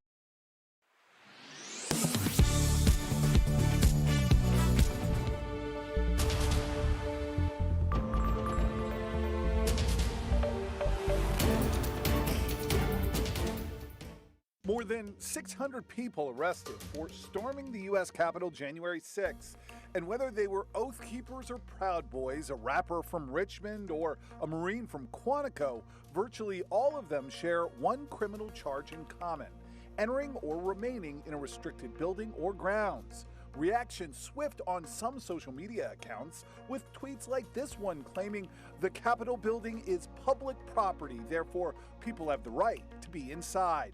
So let's verify, does the public have the right to be in the U.S. Capitol or government-owned public property whenever they want? Our sources on this: Jane Campbell, president of the United States Historical Society, the National Park Service, and the General Services Administration, or GSA, which owns or leases more than 1,800 federally controlled buildings in Virginia, Maryland, and the District of Columbia. Let's start with the Capitol building itself. There was a time when anybody could come walk into the building. But Campbell says that time was more than 70 years ago. She says laws have been on the books since 1946, controlling public access to the Capitol, with Congress tightening restrictions in the 1970s after a radical left-wing militant group set off a bomb in the Capitol, and again in the late 90s when an armed assailant stormed past a U.S. Capitol security checkpoint and killed 2 Capitol police officers. The only public access to the Capitol these days is through the Visitor Center, and even that has been shut off due to COVID. What's more, U.S. Capitol Police told us when it comes to the Capitol riots, none of that matters anyway, telling us in a statement, quote, "When it comes to the violations on January 6th, it is not relevant whether or not the U.S. Capitol is a public building. It was not open to the general public that day. First, because of the COVID-19 pandemic. Second, because of the joint session of Congress. The rioters violated the law the moment they crossed the police line." You know, just as our freedom of speech doesn't allow us to, in a crowded theater, scream fire, we also can't come into the Capitol, storm the Capitol, disrupt the work of Congress, vandalize our most sacred space. Which made us wonder, what about other public spaces owned by the government? The GSA told us in general, federal buildings are open to visitors from 7:30 a.m. to 5 p.m. with a valid ID and a security screening. But that's not a blanket rule. You can't just walk around FBI headquarters on Pennsylvania Avenue. It's totally locked down except for a small self-guided tour that's open to the public, but even that has to be set up by your congressman. You can't go into the Washington Monument whenever you want, although you can visit the other monuments 24/7, but people who do are subject to this long list of rules and regulations while they're there. So we can verify, no, the public does not have the right to be in the Capitol, on the Capitol grounds, or on federally owned public property whenever they want. With your Verify, I'm Eric Flack.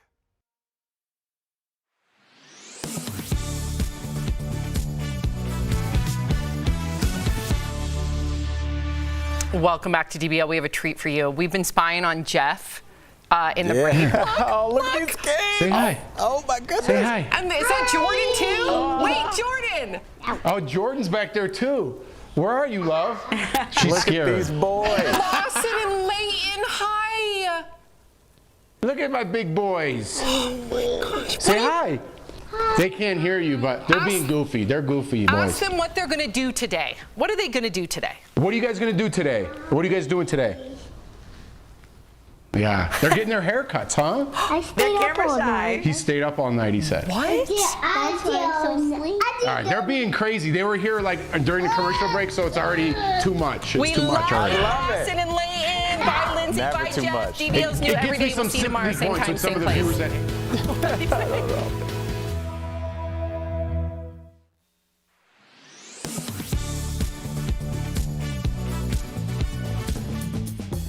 Now that Omicron has become the dominant strain in the United States, people are starting to report a new symptom, often associated with a litany of other conditions: night sweats. That means repeated episodes of extreme perspiration, often leaving your clothes and sheets soaked with sweat by the time you wake up. This change in symptoms was first noted in Britain, which was hit with Omicron before it quickly spread to the U.S.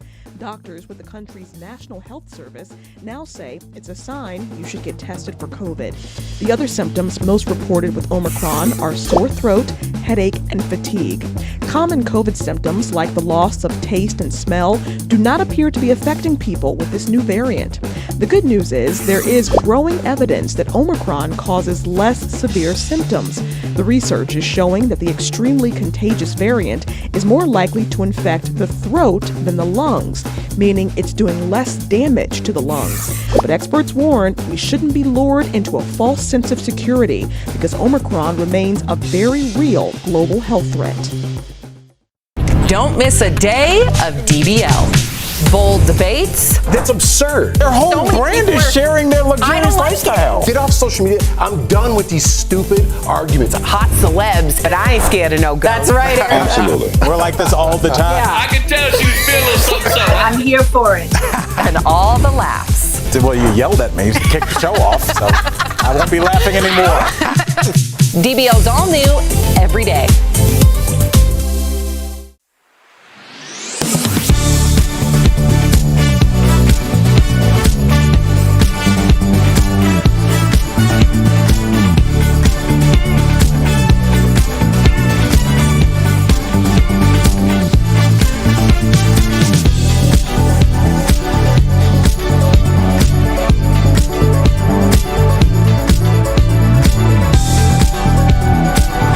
Today on Daily Blast Live. The aftermath of the Capitol riot 1 year later. How our democracy changed forever and the questions that still remain. With the Grammys postponed indefinitely and the Sundance Festival moved online, could the spread of Omicron knock out even more events? Whoopi Goldberg is shocked by her positive COVID test, claiming she did everything right. We discuss the blame and shame that comes with catching the virus. And the Pope says having pets instead of kids is selfish. Does he have a point? Oh my gosh. Are you insane? This is a sham. No. Y'all, just stop. Finally here. Drum roll. Welcome to DBL. We've got both Jeff and Lindsay joining us remote. Yeah, Hello, we do. Al. Hey. Okay, so reading your comments as I always do right before we begin, and let me tell you, every single one of our viewers are reflecting back on, well, it's been a year. Today's the anniversary of the January 6th attack on the Capitol, and supporters of former President Trump stormed the nation's Capitol 1 year ago today. There's some of the footage we all remember being on our cell phones. In fact, us hosts were all texting one another. Now, some violently, as you see in these pictures, clashed with police. The FBI estimates around 2,500 people took part.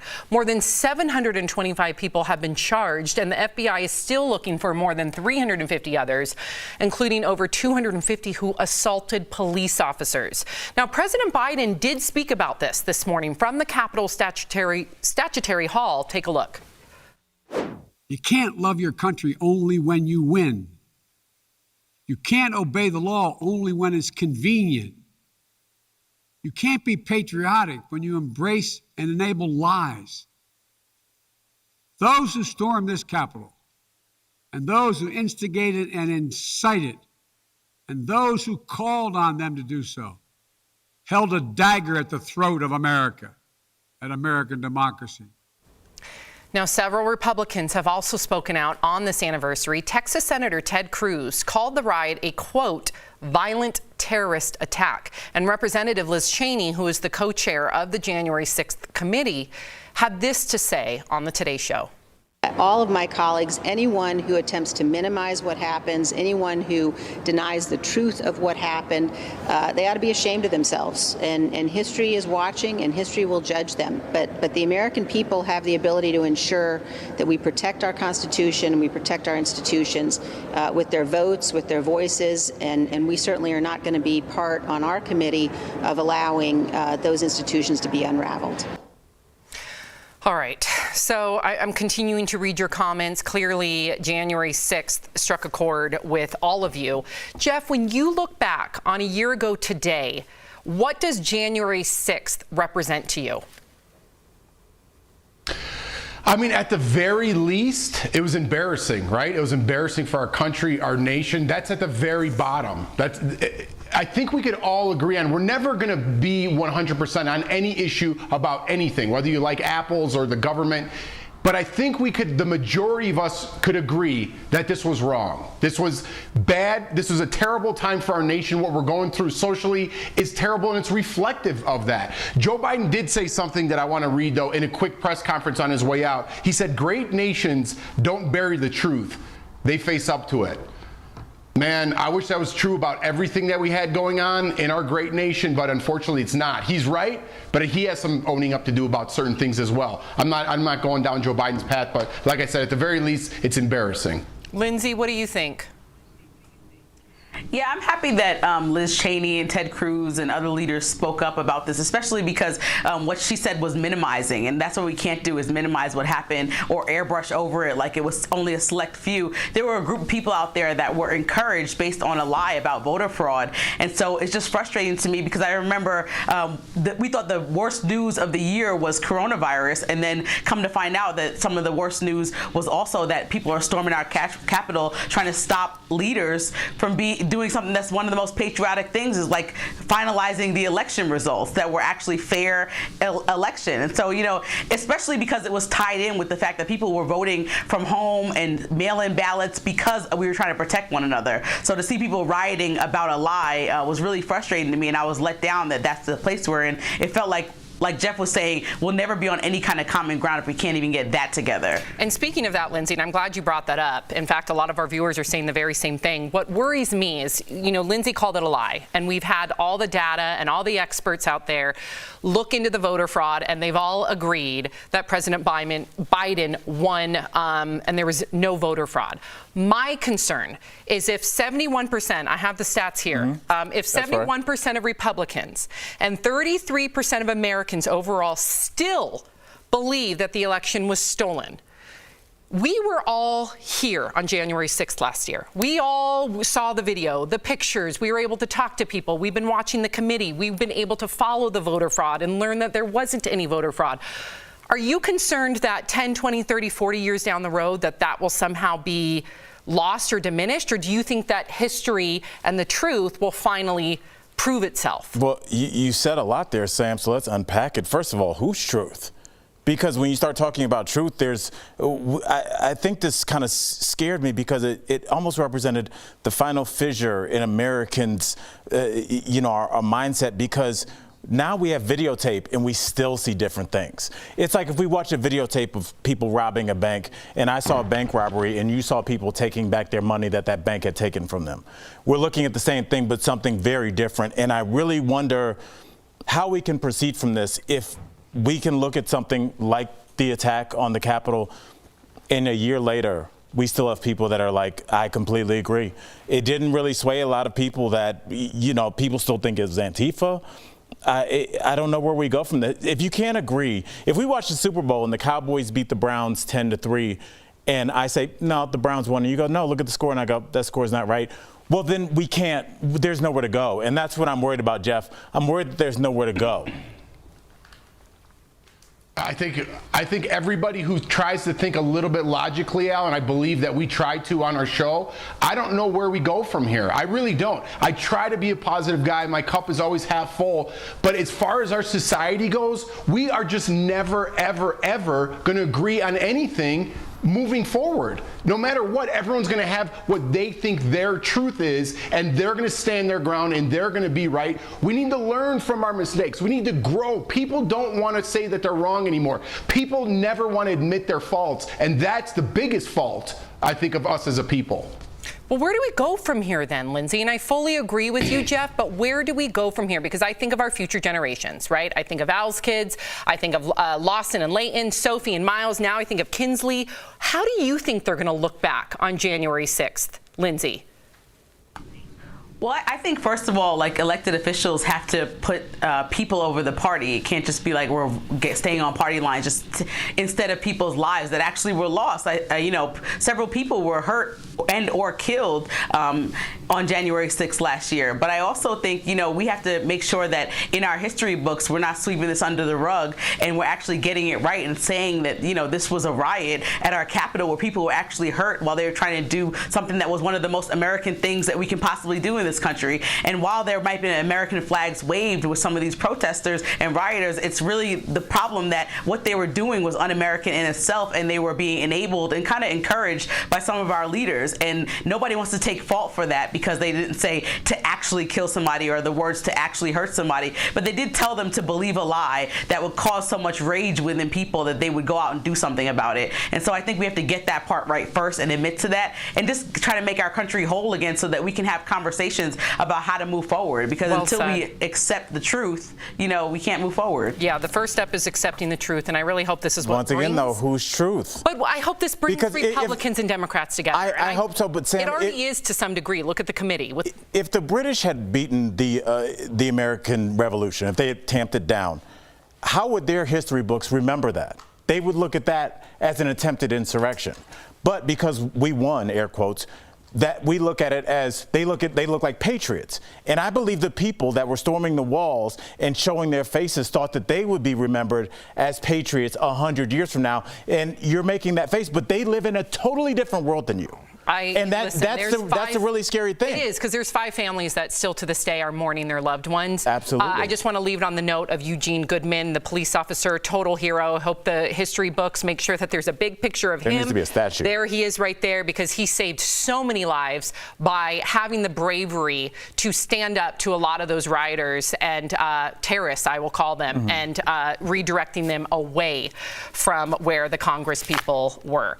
Before we go to break, speaking of those 5 families, we want to take a moment to remember and honor the lives lost on January 6th, 2021, including Capitol Police Officer Brian Sicknick. In total, 5 people lost their lives that day. Several more committed suicide in the days and months after. Closed captioning provided by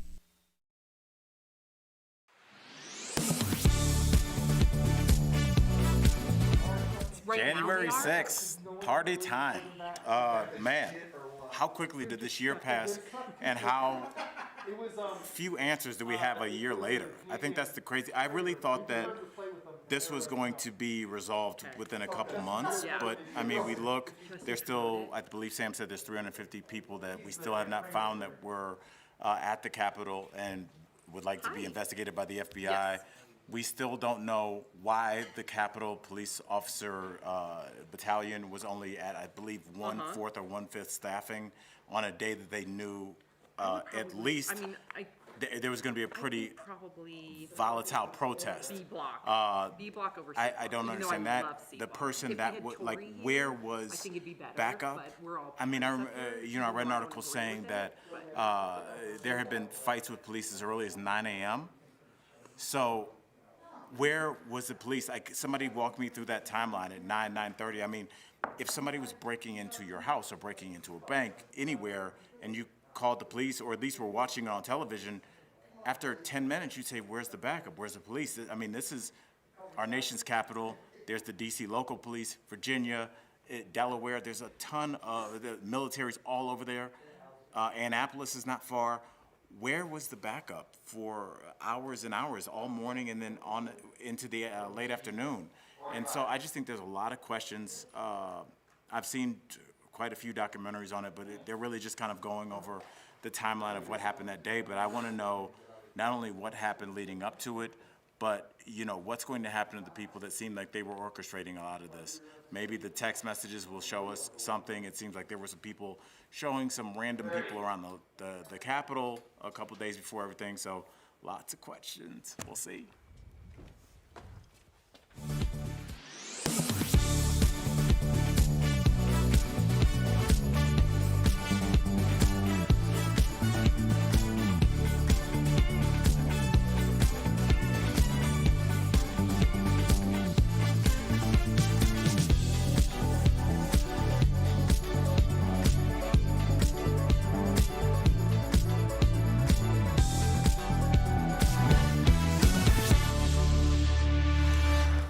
Welcome back to DBL. More and more of our fellow TV hosts are testing positive for COVID. In fact, this morning, the Today Show reported that host Hoda Kotb tested positive despite being fully vaxxed and boosted. Meantime, over on The View, Whoopi gave a health update because she's also dealing with a breakthrough COVID case. Take a listen to what she had to say. It was a shock because, I'm triple vaxxed. I haven't been anywhere. I haven't done anything. It's one of those things where you think I've done everything I was supposed to do. Yeah, it doesn't stop Omicron. All right. Well, this hits very close to home with us as well. I mean, Lindsay, you've been very forthright and transparent, and we appreciate that so much that you yourself have a breakthrough COVID case. Thank goodness for vaccinations. You, Whoopi, Hoda, you all have mild symptoms and you're able to not be hospitalized. A lot of people aren't that lucky. Tell us how you're feeling today. Well, it's interesting because, what Whoopi was saying hits home because, I tried to get my flu shot this season. I tried to get back, especially because I have a new infant. I got vaccinated. I followed all the rules. I wore masks when I bought Christmas presents. Like, I really didn't travel anywhere. Everyone came to us and everyone was also vaxxed and had flu shots. And it just was frustrating that this is still happening. And the first thing you feel is almost like a sense of shame and kind of embarrassment because I have to tell people, okay, I was asymptomatic, but I apparently have COVID, and it's almost like there's nothing that we can do because I don't know how it got around. There was no obvious person that was coughing as 2 years ago. We might have said you were coughing in my face and then consider that such a big thing. But now it's I have no way to say how I got it or where it came from. And it could have been whether I just stayed at home and went to the mall or whether someone came here really quickly or a delivery person or anything. And so, I think the first feelings are just frustration because I dodged this thing for 2 years and then, I stay home for most of this year and this is what happens. Lindsay, just as you're speaking, it's weird. I was talking to a friend of mine, a close friend of mine, over a Zoom call a couple days ago, and he told me that he had COVID back in November. And, it's weird because I remember I tried to call him a few times and I couldn't, and he said he was ashamed. And it's so interesting. We were talking about this a few days ago, that there is a shame around this, and I don't know if there should be. I don't think there should be, because this is an airborne respiratory disease, and it's seeing that we've heard from Dr. Coley that you can get it when you're vaxxed and boosted and masked if you're in a contained area.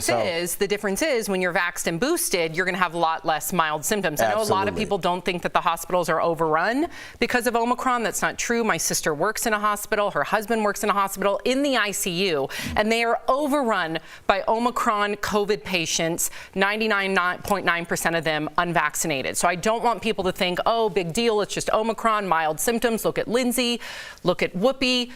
Lindsay, you were responsible. You did get vaccinated. You did get boosted. And that's why you're able to do the show today and able to feel as good as you do. And I think that's a really important note. I do want to switch to another story, though, and I want to get Jeff's take, because we've shown all sorts of videos of flights and brawls on planes, all because of the mask mandates. But today, we've got another spin on this now classic tale. Okay, so check this out. Canadian officials are launching an investigation after footage of a group of influencers are partying partying it up on a chartered flight from Montreal to Cancun. People are passing around a bottle of vodka. Most everyone is maskless. There's even footage of someone vaping on the plane, which of course is against the law. Jeff, what do you think about this? And do you think anything specific should happen to these people? I don't know. All I have to say, Sam, is I'm glad there was no Instagram, social media when I was 20, because I can't say I would be doing anything less than that. These kids are kids, and kids have to make mistakes, which they obviously did. I'm not condoning what they did. They definitely made a mistake, but kids are going to have to make mistakes. Like I said earlier, fail, learn from their failures, be disciplined for their failures, and grow from that. So whatever it is, they need to be punished in some sort of way, some sort of discipline, so they learn that they can't have this behavior just because they're influencers and people think they're popular. That's the wrong thing to do. I don't know. It didn't look too wrong to me. These are young kids.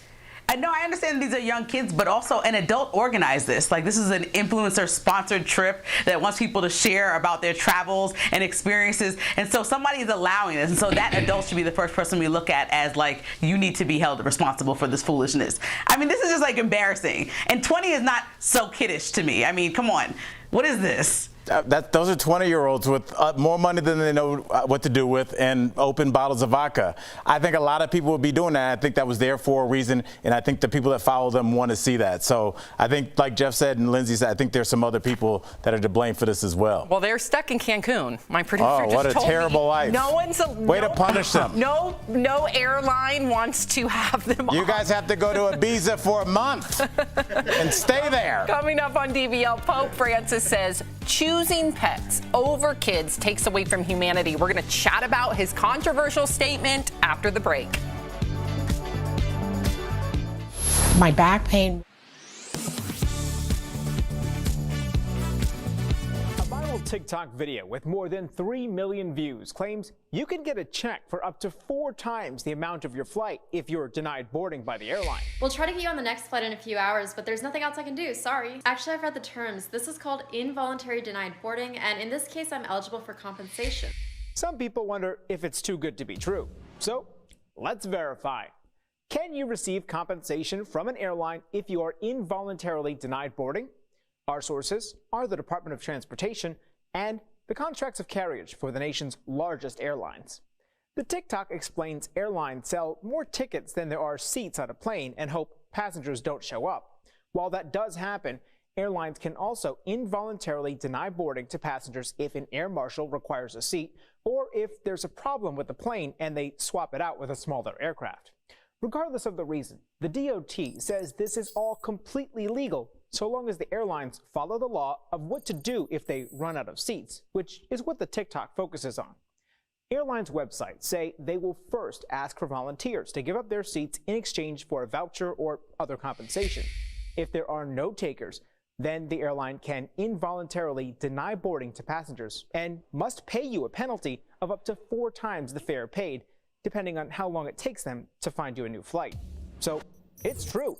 You can receive compensation from an airline if you are involuntarily denied boarding. However, this is extremely rare.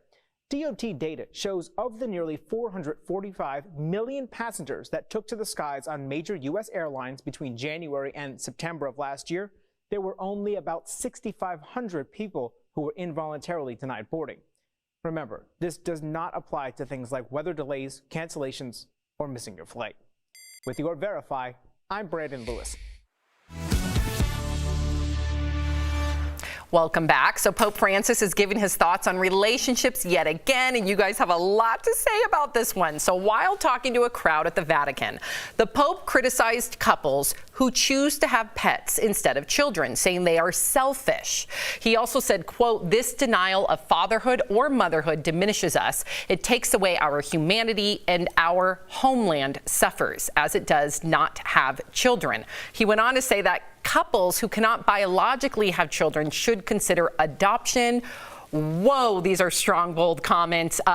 You know, Jeff, I know you take your Catholicism your faith very seriously. Did it disappoint you to hear the Pope say this, or do you agree with him? Yeah, I mean, what do you want me to say about this, Sam? Of course I don't agree with him, but it's okay. Just because the Pope says something doesn't make it God's word. I understand he's supposed to be closest to God. He's going to say things that are wrong. He's going to say things that are right. Of course I don't believe with this, but I do think people are way too close to their pets. I will say that. When you're out to dinner and your pet's at the table, eating off the table, that's embarrassing, and the Pope should talk about that. Jeff, I can't even agree with you because I have to go home in a little while, but just I'm giving you the eyes like I feel you, brother. There is a What does that mean? There's a connection with people's pets that is odd to me. I love my dogs, with that? but there's a difference between like loving your pet and like they're at the table. And there's a lot of people that are like that. And I think there has to be a line between man and beast. Okay, Lindsay, what were your thoughts? Considering you're a new mama yourself, what were your thoughts? Well, I'm starting to understand that Al is genuinely not that much of a pet person, but he wants to be PG about it. So I love my dogs. But I think, that's a ridiculous statement to me. I love the Pope, but it's like having a kid is totally a choice. I mean, even as glamorous or as fun or as crazy as it might look when you look at other people, you really don't understand that experience until you have a kid, whatever age in your house. Because I hear from Jeff that as they get older, it's a new thing that you're trying to learn your kid. Right now, it's just crying, screaming, and like pooping all over the place and like no sleep. And I'm sure that it just like develops as they go on when they start asking you why every second. So like you cannot tell somebody that they need to have a kid. Some people just don't have that in the cards for them. I think that's like a strong statement. If anything, that would make you unselfish, in my opinion. If you know that you're not fit to be a parent, or you'd rather be a parent to, your fur babies, that to me is saying that you're self-aware and that you're making the decision for you and this possible child that may not be wanted. I think as parents, we've all seen other parents where you're like, I don't think they like being a parent. Right. You need to really want to be all in. It's not something that you just hope you'll grow into. No. Amen. We'll be right back. Promotional consideration is brought to you by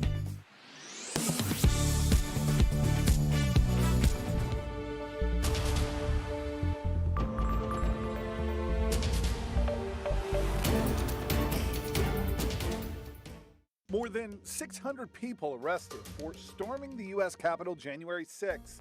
And whether they were Oath Keepers or Proud Boys, a rapper from Richmond or a Marine from Quantico, virtually all of them share one criminal charge in common: entering or remaining in a restricted building or grounds. Reaction swift on some social media accounts, with tweets like this one claiming the Capitol building is public property, therefore people have the right to be inside. So let's verify, does the public have the right to be in the U.S. Capitol or government-owned public property whenever they want? Our sources on this: Jane Campbell, president of the United States Historical Society, the National Park Service, and the General Services Administration, or GSA, which owns or leases more than 1,800 federally controlled buildings in Virginia, Maryland, and the District of Columbia. Let's start with the Capitol building itself. There was a time when anybody could come walk into the building. But Campbell says that time was more than 70 years ago. She says laws have been on the books since 1946, controlling public access to the Capitol, with Congress tightening restrictions in the 1970s after a radical left-wing militant group set off a bomb in the Capitol, and again in the late 90s when an armed assailant stormed past a U.S. Capitol security checkpoint and killed 2 Capitol police officers. The only public access to the Capitol these days is through the Visitor Center, and even that has been shut off due to COVID. What's more, U.S. Capitol Police told us when it comes to the Capitol riots, none of that matters anyway, telling us in a statement, quote, "When it comes to the violations on January 6th, it is not relevant whether or not the U.S. Capitol is a public building. It was not open to the general public that day. First, because of the COVID-19 pandemic. Second, because of the joint session of Congress. The rioters violated the law the moment they crossed the police line." Just as our freedom of speech doesn't allow us to, in a crowded theater, scream fire, we also can't come into the Capitol, storm the Capitol, disrupt the work of Congress, vandalize our most sacred space. Which made us wonder, what about other public spaces owned by the government? The GSA told us in general, federal buildings are open to visitors from 7:30 a.m. to 5 p.m. with a valid ID and a security screening. But that's not a blanket rule. You can't just walk around FBI headquarters on Pennsylvania Avenue. It's totally locked down except for a small self-guided tour that's open to the public, but even that has to be set up by your congressman. You can't go into the Washington Monument whenever you want, although you can visit the other monuments 24/7, but people who do are subject to this long list of rules and regulations while they're there. So we can verify, no, the public does not have the right to be in the Capitol, on the Capitol grounds, or on federally owned public property whenever they want. With your Verify, I'm Eric Flack.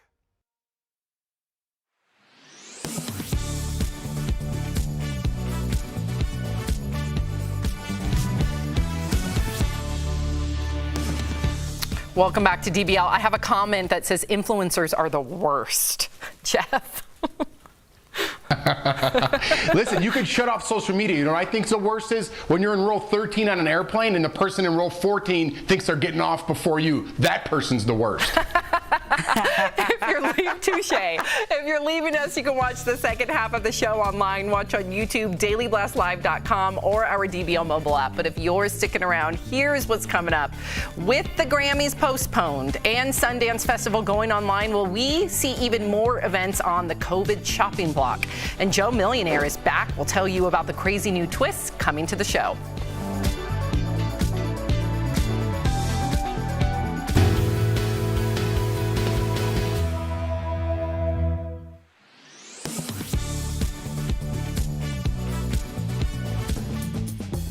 Now that Omicron has become the dominant strain in the United States, people are starting to report a new symptom, often associated with a litany of other conditions: night sweats. That means repeated episodes of extreme perspiration, often leaving your clothes and sheets soaked with sweat by the time you wake up. This change in symptoms was first noted in Britain, which was hit with Omicron before it quickly spread to the U.S. Doctors with the country's National Health Service now say it's a sign you should get tested for COVID. The other symptoms most reported with Omicron are sore throat, headache, and fatigue. Common COVID symptoms like the loss of taste and smell do not appear to be affecting people with this new variant. The good news is there is growing evidence that Omicron causes less severe symptoms. The research is showing that the extremely contagious variant is more likely to infect the throat than the lungs, meaning it's doing less damage to the lungs. But experts warn we shouldn't be lured into a false sense of security because Omicron remains a very real global health threat. Don't miss a day of DBL. Bold debates. That's absurd. Their whole brand is sharing their luxurious lifestyle. Get off social media. I'm done with these stupid arguments. Hot celebs, but I ain't scared of no go. That's right, Eric. Absolutely. We're like this all the time. Yeah. I can tell she was feeling something. I'm here for it. And all the laughs. Well, you yelled at me to kick the show off, so I won't be laughing anymore. DBL's all new every day.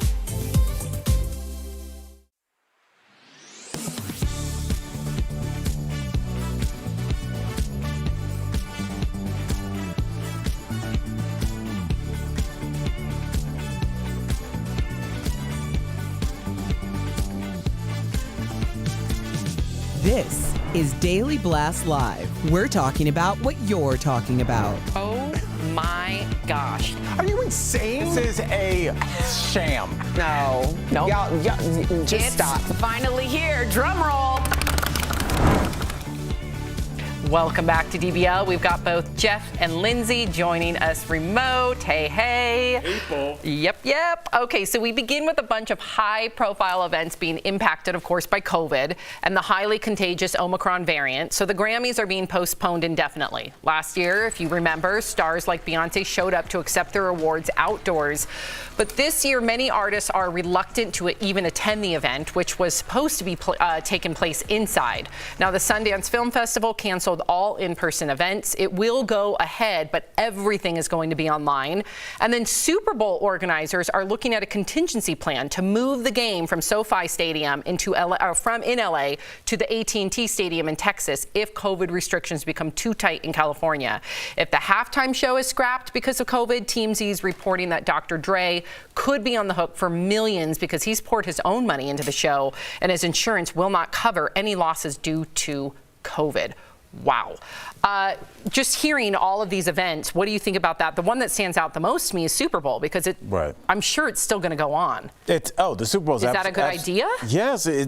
Look, the Super Bowl is a huge windfall for whatever city that it's in. And I get that we have to be safe, but there are going to be cities that are going to say, we want that money. That's what this comes down to. And I went to Super Bowl a couple of years ago when it was in Minneapolis, and just seeing the people converge, what it does to your hotels, your business industry, how it brings light to your city. Somebody's going to take that Super Bowl. So it's a coveted thing. And if LA gives it up, there's going to be a lot of places in line.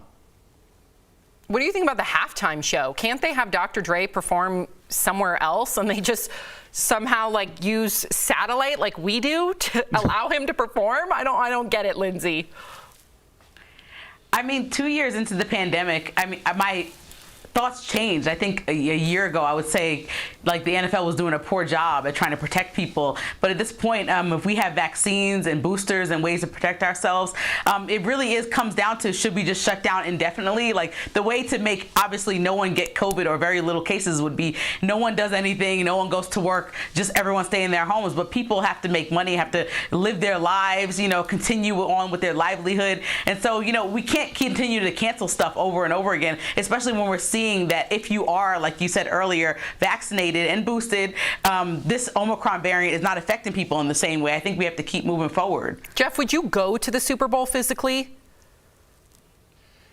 Yeah, I would. I would take my chances because that's on my bucket list. And I got to be honest with you, Sam, I'm not a doctor, right? But I believe everybody's going to catch this new strand, this Omicron strand, this variant. I'm triple vax, but the way society says is that you're not allowed to talk about vaccines. Just that's the way it is. We need to start bringing up some other options, right? I believe we're all getting it. Why don't we put health out there? We never ever worry about if a football player gets it, if a basketball player gets it, like, oh man, well, he'll be back in 2 weeks or a week, whatever it is. He'll be back. No one ever questions that if they're going to die or something's going to happen to them. Why are we bringing health more into this as an option? Because you're not allowed to fat shame. If I'm not allowed to talk about that or talk about health, how are we ever going to get past this problem? So would I take my chances? Yes. And if we don't get this under control by March, my Bieber tickets for a second year in a row are going to go to waste, and I'm going to be very upset. Wow, we're going to have to wait and see. I hope things are better by March. Okay, so there is a new Joe Millionaire in town, but this rebooted reality dating show, this one has a twist. Remember the original back in 2003? I loved it. Women competed for the heart of a millionaire bachelor who, in the end, revealed he wasn't a millionaire at all. Now, a new show called Joe Millionaire for Richer or Poorer debuts tonight. So 20 women, this is the premise, 20 women date 2 men, one who is rich and one who is not. Watch. This time, 2 Joes are better than one. One of them just has a lot more money. The ladies do not know who is rich and who is not. There's no way I come out of this not being a bad guy, and I don't know how to handle it. There will be drama. Don't embarrass me. Romance and lots of surprises. There is somebody not here for the right reasons. What's going on? I don't know. Jeff, you and I have like the same, if you were to look at both Jeff and I's like Netflix accounts, I feel like we watch the same shows. Are you going to watch this or no? No, I'm not. The first Joe Millionaire I thought was brilliant. Them trying to redo this, I got to be honest with you, Sam. This is calling the kettle black, right? Because I came from a reality show. They don't care if they're rich or poor. There's 22 people there looking for fame. They don't care what happens. They hope they're the person that can move their career forward. At the very least, get some followers out of it. Wow. Lindsay, do you agree with Jeff? But why are we judging people for if they want to be with somebody who can afford a lifestyle that they want to live? It's like money doesn't buy happiness. Yes, I understand that, but it buys options. So like, should you just decide that your life is going to be some way when you're with somebody who has absolutely broke? Like, you need money in order to live a life, take care of a kid, have a family, whatever you want to do. So like, I feel like the premise is a little crazy because, if she ends up with liking the dude that's broke, I don't know if he's broke, but not the millionaire, then, her life's going to be a little bit different. That's something to take into account since 50% of marriages end over finances. That's interesting. That's a good point. Now, do you think things would be different, though, Al, if it were 2 women and 20 or 22 men? Absolutely not. No? Absolutely not. I think that there's always a hierarchy in a power dynamic in any relationship, and money is a thing. And like Lindsay said, people want to level up, and it's hard to do it in this country. To go up a tax bracket, you can do that much quicker by finding somebody that's already in that tax bracket. So I get it. I think a lot of people relate to the show. I mean, I know you and Jeff might watch it, but I'm going to watch it. I saw them roll up in those horses. I was like, I'm out. That's the most embarrassing thing I've ever seen in my life. That is so embarrassing. Anybody on a horse, you're done. I'm like, who talked you into that? That's funny. Okay.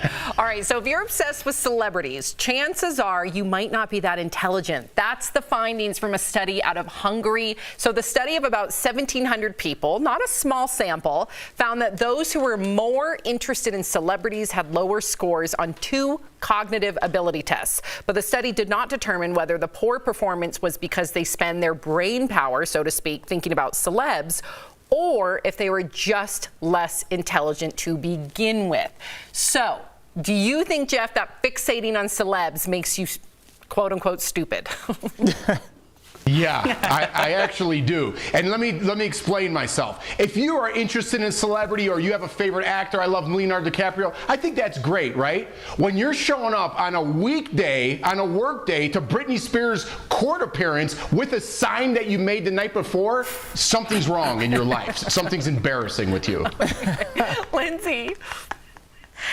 I think everything in moderation. Like, I like to read tabloids and gossip that I know is not true, and I have fun with that. But I think when you start to, like, I'll take it a step further than Jeff, when you are in people's comments and, like, part of, like, the Beehive or the Swifties and, like, really spending, a large majority of your day not trying to better yourself or do anything that's going to push you forward besides argue on the behalf of some celebrity that you'll never meet, likely, that's when it gets a little bit crazy to me. And you probably could use it to, like, I don't know, watch an informational show or something that will teach you something or spark a conversation. Call your parents, something.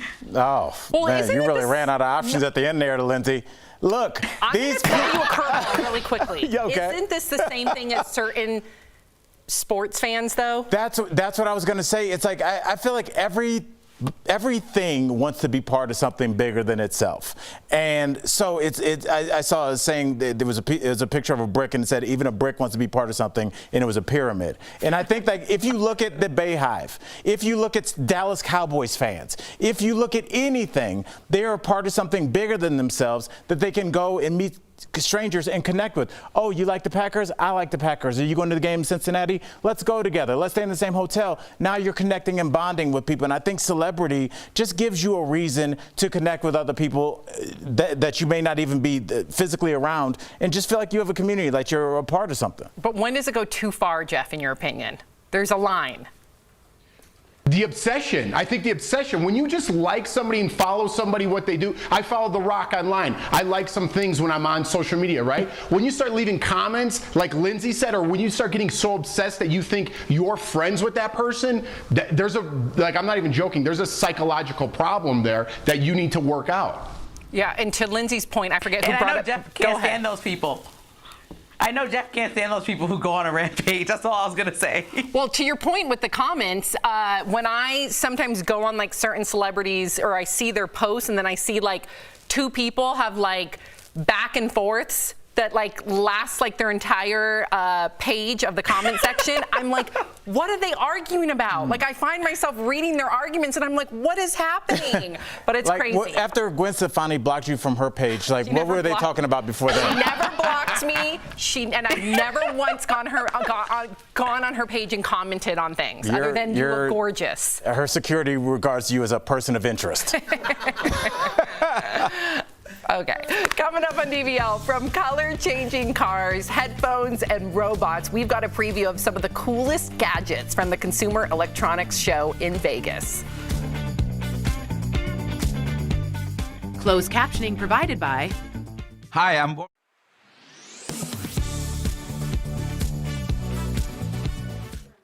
Now we're on? Okay, that was a weird countdown Lydia just gave us. She goes 5, 4, 3, 2, and then she didn't say anything, and I was like, "Are we on?" She goes, "No." Say on 1. She didn't. She did it She right. barely got to 1. She petered out at 2. So I was like, I don't know if 1 is assumed at this point. But yeah, I mean, I don't know. I do think there's a line. I think it's okay to like full on love a certain TV show, or I mean, look at Game of Thrones, right? So look at me with Anne with an E.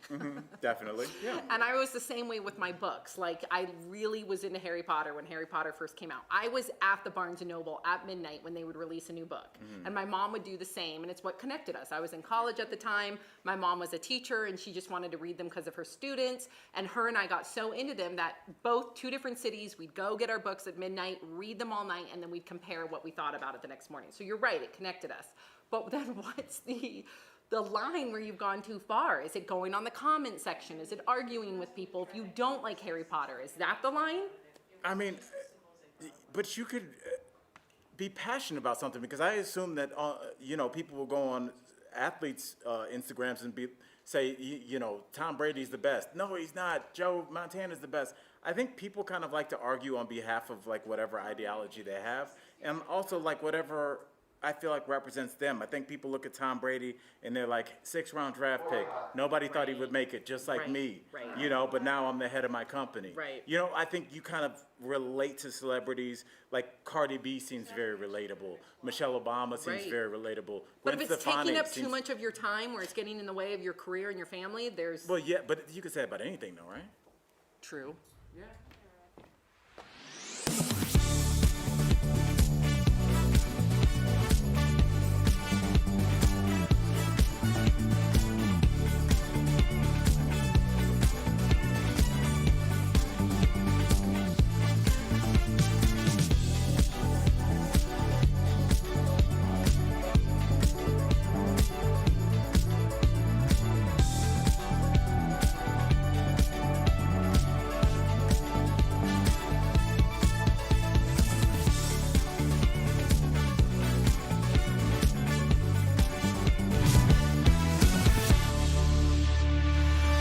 Welcome back to DBL. So CES, the Consumer Electronics Show, aka one of the biggest tech trade shows in the world, is happening this week in Vegas. We have a look at some of the buzziest gadgets out there. So first up, here we go. We've got dehumidifying earbuds. So these Bluetooth-enabled earbuds are from LinkFace. They're able to track humidity inside the ear, which the creators say cause bacterial overgrowth, as well as releases light and heat to alleviate sticky and moist ear canals. Oh my gosh. What do you guys think about these? I can't even say sticky and moist. That's a terrible idea.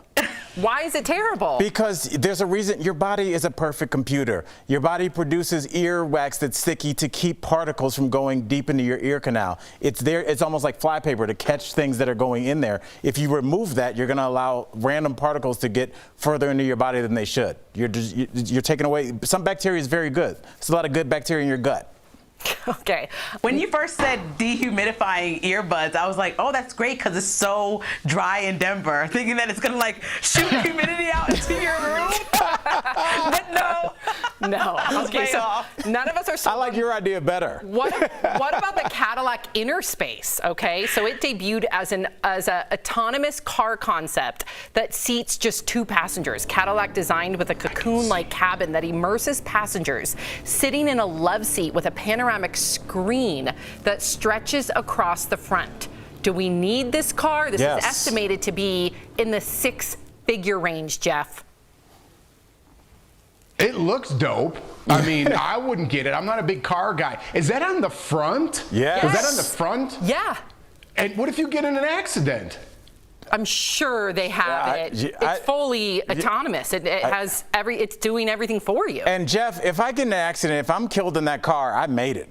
I'm like, hey, bury me right in that. If I had that car, anybody that got in, I'd be like, you're welcome. Dude, I would love. I'm very loyal to Cadillac. I've always been a Cadillac, driver. I love Cadillac. I wish. Sounds like an old black man. All I do is get Cadillac. I wish I could afford this one. Okay, the next one is kind of odd. It's a robotic nibbler called Amigami Ham.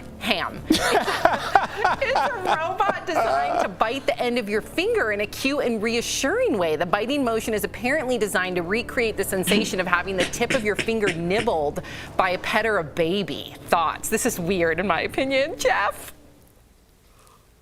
But I said it yesterday. We're not making it to 2023. It's over. So enjoy everything. Stop complaining. The world has gone officially bananas. Cats are barking, Sam, and dogs are meowing. Yes. Lindsay, if you went to someone's home and you saw them getting their finger nibbled by this gamma ha-ha, whatever it was called, what would you think? Oh man, I would just reserve my opinion. I would be like, what's going on here? But that, that thing definitely looks like a little kid, a baby. Now that I see Kinsley all the time drinking a bottle, it's like this thing, that thing is pretty funny. Like, because that's all I watch her do right now. So I think that's hilarious. But if somebody had it for real, I might be a little bit like, you're a little strange. It is weird. It's weird, but I know for a fact that especially in the world of autism, a lot of anxiety is released through the fingertips. That's why there's a lot of flapping. So I think maybe that could help people that have anxiety. And I think that it's a weird thing, but almost like a stress ball, but maybe a year 2022 version. I hope they market it that way then, because then that seems very beneficial. I want them to market it with you just saying Tammy, Gam. I would buy it just off that. I don't remember the name. Gammy, Ham. There you go. Like that. We'll be right back.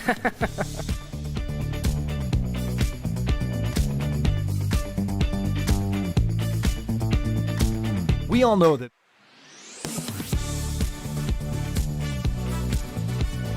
TikTok video with more than 3 million views claims you can get a check for up to 4 times the amount of your flight if you're denied boarding by the airline. We'll try to get you on the next flight in a few hours, but there's nothing else I can do, sorry. Actually, I've read the terms. This is called involuntary denied boarding, and in this case, I'm eligible for compensation. Some people wonder if it's too good to be true. So let's verify. Can you receive compensation from an airline if you are involuntarily denied boarding? Our sources are the Department of Transportation and the contracts of carriage for the nation's largest airlines. The TikTok explains airlines sell more tickets than there are seats on a plane and hope passengers don't show up. While that does happen, airlines can also involuntarily deny boarding to passengers if an air marshal requires a seat or if there's a problem with the plane and they swap it out with a smaller aircraft.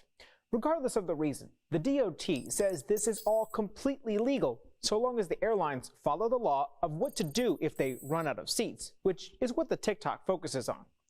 Airlines' websites say they will first ask for volunteers to give up their seats in exchange for a voucher or other compensation. If there are no takers, then the airline can involuntarily deny boarding to passengers and must pay you a penalty of up to 4 times the fare paid, depending on how long it takes them to find you a new flight. So it's true. You can receive compensation from an airline if you are involuntarily denied boarding. However, this is extremely rare. DOT data shows of the nearly 445 million passengers that took to the skies on major U.S. airlines between January and September of last year, there were only about 6,500 people who were involuntarily denied boarding. Remember, this does not apply to things like weather delays, cancellations, or missing your flight. With your Verify, I'm Brandon Lewis. Welcome back. Do you need a vacation from your vacation? Well, luckily, Steph showed Tori some awesome products that can help ring in the new year. Check it out. All right, what do you have for us today, Stephanie? I can't wait. Hey, Tori, for the new year, I have got some wonderful products and even better deals. And for you and DBL Nation, it's going to kick off your 2022. Yay. First time I've actually said that. I know, crazy. Big. First up, we've got the Home Lab 11.6 quart XXL 8-in-1 air fryer oven. Wow. This deal includes 1 air fryer oven with accessories. It's crafted from premium stainless steel and has a thermal protective double layer glass door. Ooh. So you can check up on your cooking progress through here. And this will come fully equipped for you with a rotating basket, dehydrating racks, adjustable skewer racks, an oil tray, a rotisserie fetch tool, and a rotisserie chef. Oh my Lord. It's everything you could need. Does it come with a chef? I mean, that's incredible. Pretty much. It's amazing, right? Right. So normally this is as much as $175, but For us, it's only $89, which saves our viewers 49%. Guys, air fryer, if you don't have one, apparently you're not cool at all. So everyone rush out and get this deal. It's amazing. Now, Tori, this deal, it's a fan favorite. Ooh. We've got Life Pro Grace Shiatsu neck massager, and it heats up. It's got heat. So the deal includes one massager and it has a charging cable, and we've made it through the hustle and bustle of the holiday season. So now it's time to relax, Tori. This massager has 4 rollers that operate in 2 different directions, and the massager can reach up to 110 degrees. So you can literally feel your stress is just melting away.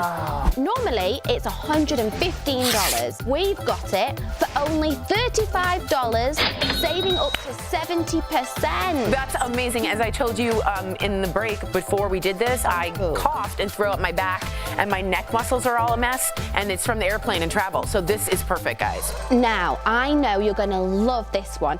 It is the Premier Luxury Skincare Quartz Gem Brightening Under Eye Treatment. Oh, yes. So this cream utilizes botanical stem cells and minerals to repair and rejuvenate your skin, so you can say goodbye to puffiness, dark circles, and fine lines. Oh, I need this so bad. Oh, now normally this is as much as $250, but we've got it for only $39, which saves all of you at home 84%. We are so good to you, huh? This is amazing. So good to you, what we give you. I just love the packaging I do It's too. gonna look really good in your bathroom. Yeah, that's cute. And I gotta be honest, I'm just puffy all over. So I just really, really need this. And that's a delicious price. And last but certainly not least, we've got Posh Home Double Ruffle Hem Sheet Set. So there is something so chic and special about this set. The ruffle adds a really elegant touch. Yeah. So it's gonna leave you feeling pampered the second that you lay down, which is what we all want. Right. And it's made of 100% double brushed microfiber.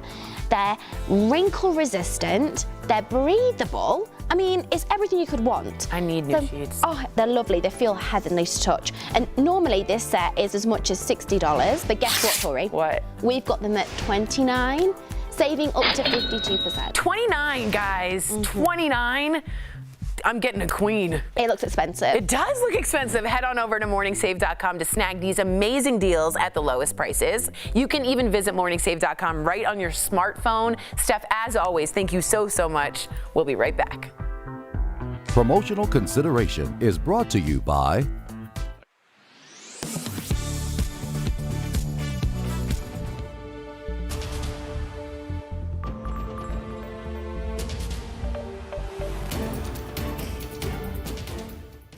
More than 600 people arrested for storming the U.S. Capitol January 6th.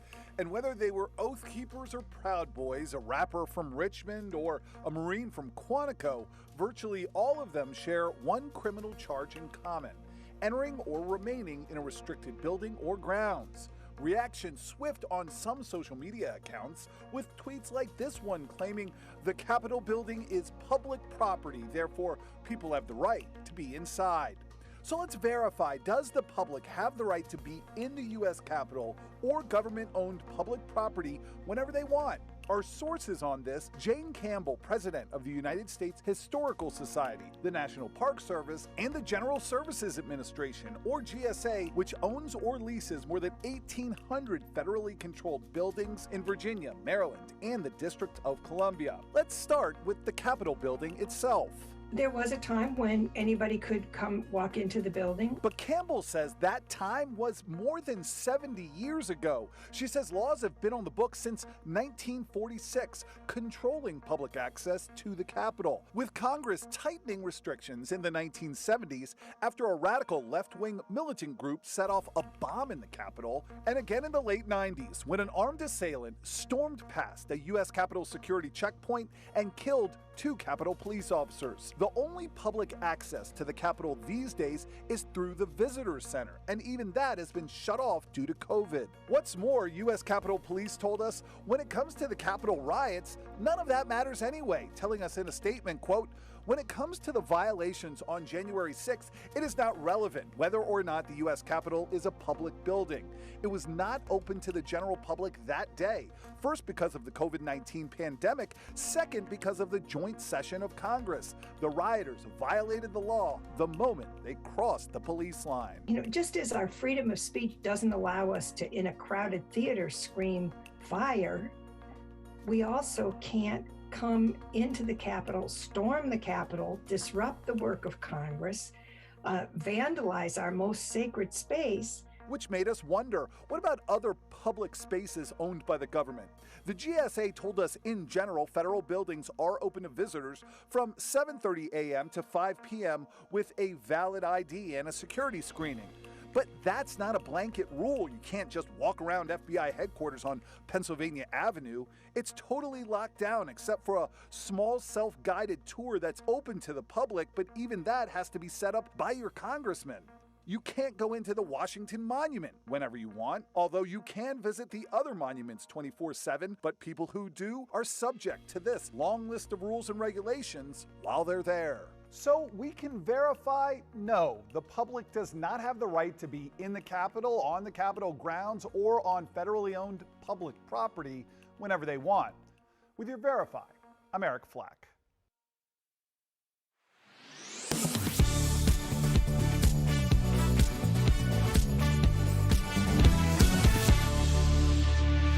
Welcome back to DBL. We have a treat for you. We've been spying on Jeff in the break. Oh, look at these kids. Say hi. Oh my goodness. Say hi. And is that Jordan too? Wait, Jordan. Oh, Jordan's back there too. Where are you, love? She's Look scared. at these boys. Lawson and Layton, hi. Look at my big boys. Oh my gosh. Say hi. They can't hear you, but they're being goofy. They're goofy, boys. Ask them what they're going to do today. What are they going to do today? What are you guys going to do today? What are you guys doing today? Yeah, they're getting their haircuts, huh? I stayed up all night. He stayed up all night, he said. What? I All right, they're being crazy. They were here like during the commercial break, so it's already too much. It's too much already. Lawson and Layton. Bye, Lindsay. Never Bye, too Jeff. much. DBL's new every day. We'll see you tomorrow, same time, same place.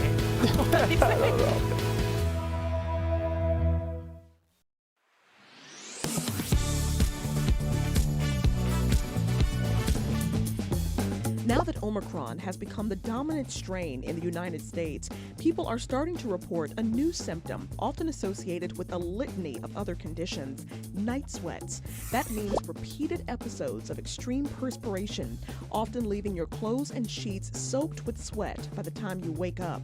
This change in symptoms was first noted in Britain, which was hit with Omicron before it quickly spread to the U.S. Doctors with the country's National Health Service now say it's a sign you should get tested for COVID. The other symptoms most reported with Omicron are sore throat, headache, and fatigue. Common COVID symptoms like the loss of taste and smell do not appear to be affecting people with this new variant. The good news is there is growing evidence that Omicron causes less severe symptoms. The research is showing that the extremely contagious variant is more likely to infect the throat than the lungs, meaning it's doing less damage to the lungs. But experts warn we shouldn't be lured into a false sense of security because Omicron remains a very real global health threat. Don't miss a day of DBL. Bold debates. That's absurd. Their whole brand is sharing their luxurious lifestyle. Get off social media. I'm done with these stupid arguments. Hot celebs, but I ain't scared of no guns. That's right, Eric. Absolutely. We're like this all the time. Yeah. I can tell she was feeling something. I'm here for it. And all the laughs. Well, you yelled at me to kick the show off, so I won't be laughing anymore. DBL's all new every day.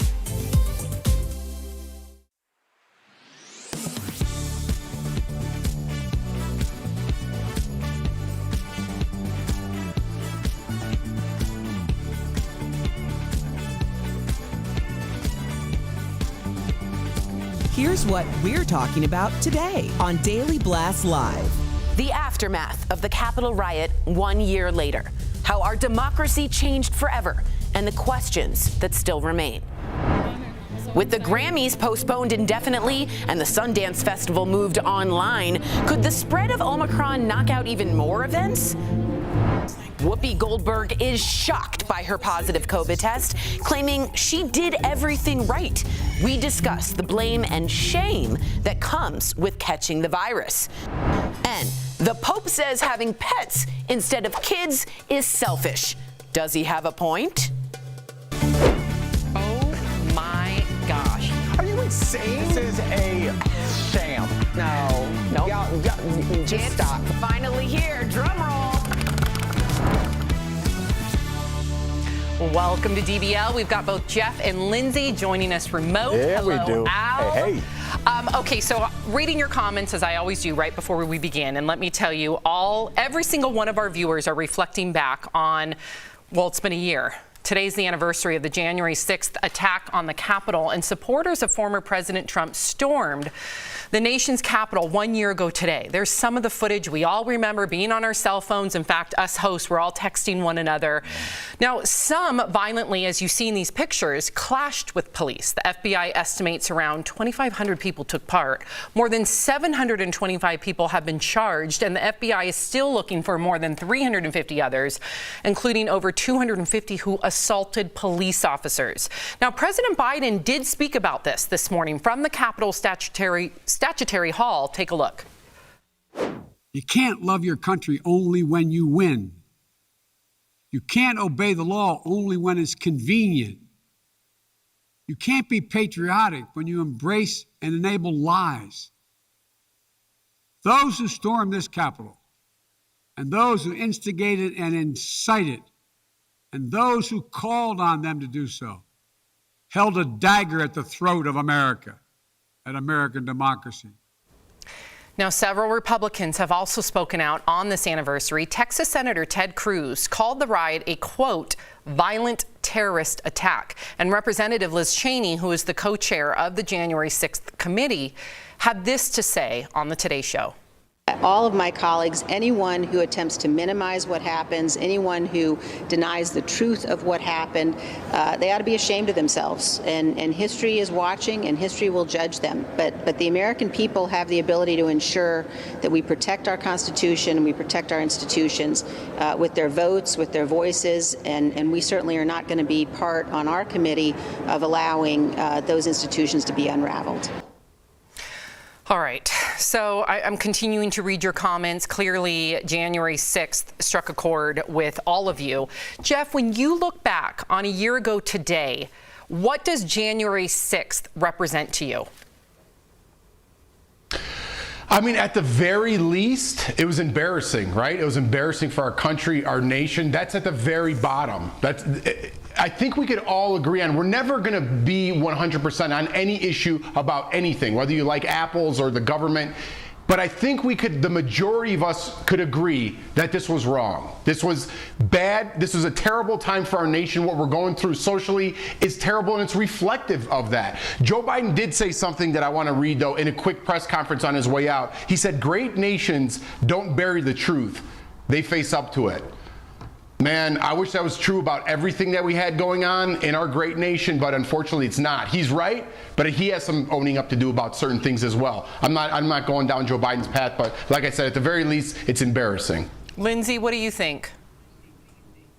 Yeah, I'm happy that Liz Cheney and Ted Cruz and other leaders spoke up about this, especially because what she said was minimizing, and that's what we can't do, is minimize what happened or airbrush over it like it was only a select few. There were a group of people out there that were encouraged based on a lie about voter fraud, and so it's just frustrating to me because I remember we thought the worst news of the year was coronavirus, and then come to find out that some of the worst news was also that people are storming our Capitol trying to stop leaders from doing something that's one of the most patriotic things, is like finalizing the election results that were actually fair election. And so, you know, especially because it was tied in with the fact that people were voting from home and mail-in ballots because we were trying to protect one another. So to see people rioting about a lie was really frustrating to me, and I was let down that that's the place we're in. It felt like like Jeff was saying, we'll never be on any kind of common ground if we can't even get that together. And speaking of that, Lindsay, and I'm glad you brought that up. In fact, a lot of our viewers are saying the very same thing. What worries me is, Lindsay called it a lie, and we've had all the data and all the experts out there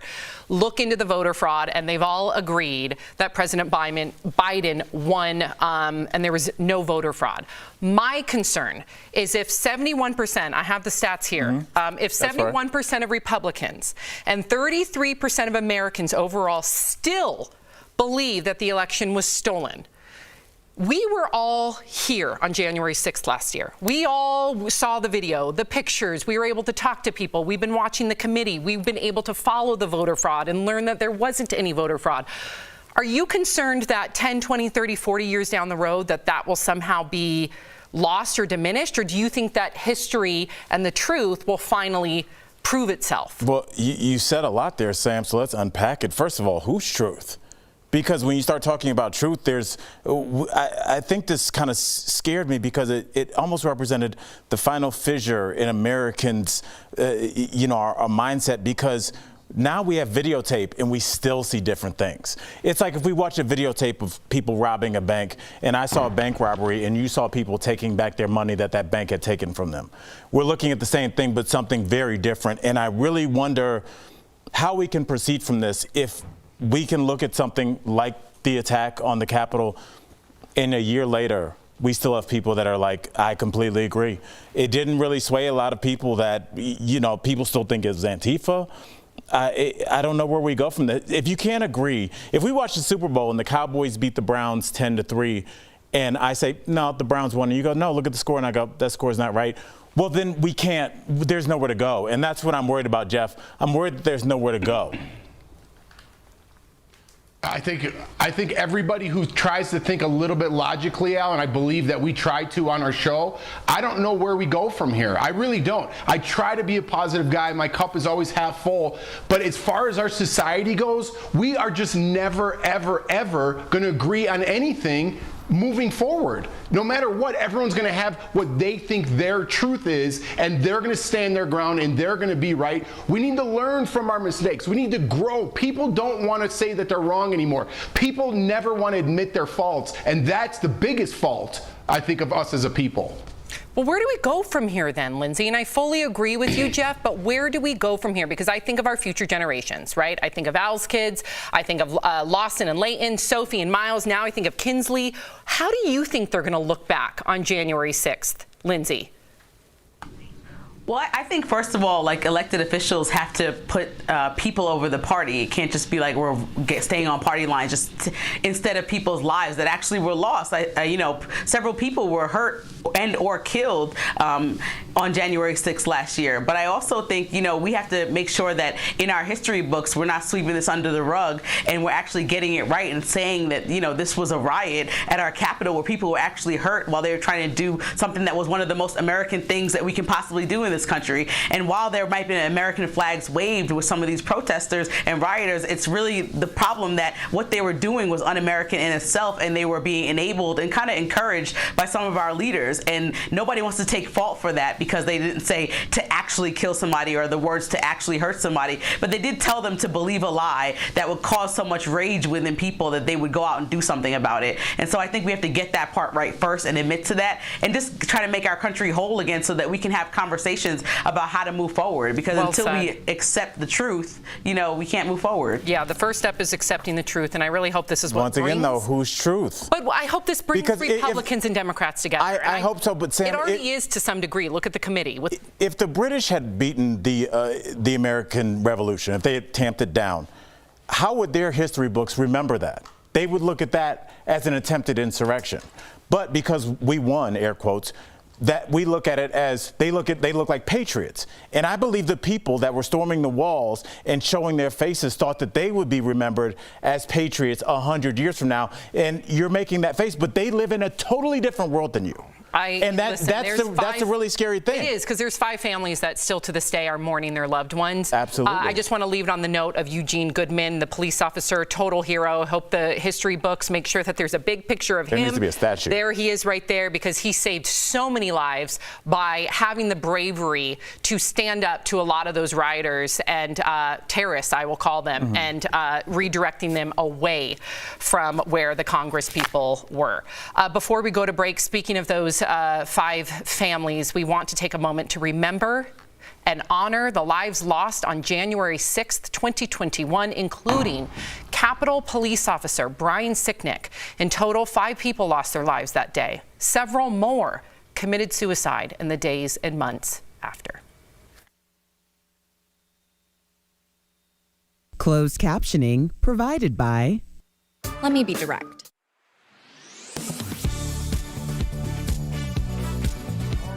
January 6th, party time. Man, how quickly did this year pass, and how few answers do we have a year later? I think that's the crazy. I really thought that this was going to be resolved within a couple months, but I mean, we look, there's still, I believe Sam said there's 350 people that we still have not found that were at the Capitol and would like to be investigated by the FBI. Yes. We still don't know why the Capitol Police Officer Battalion was only at, I believe, 1/4 or 1/5 staffing on a day that they knew at least there was going to be a pretty volatile protest. B block over. I don't understand that. The person that would, like, where was backup? I mean, I read an article saying that there had been fights with police as early as 9 a.m. So where was the police? Like, somebody walked me through that timeline at 9:30. I mean, if somebody was breaking into your house or breaking into a bank anywhere, and you called the police, or at least were watching it on television, after 10 minutes, you'd say, where's the backup? Where's the police? I mean, this is our nation's capital. There's the D.C. local police, Virginia, Delaware. There's a ton of the military's all over there. Annapolis is not far. Where was the backup for hours and hours, all morning and then on into the late afternoon? And so I just think there's a lot of questions. I've seen quite a few documentaries on it, but they're really just kind of going over the timeline of what happened that day. But I want to know not only what happened leading up to it, but what's going to happen to the people that seemed like they were orchestrating a lot of this. Maybe the text messages will show us something. It seems like there were some people showing some random people around the Capitol a couple days before everything. So lots of questions. We'll see.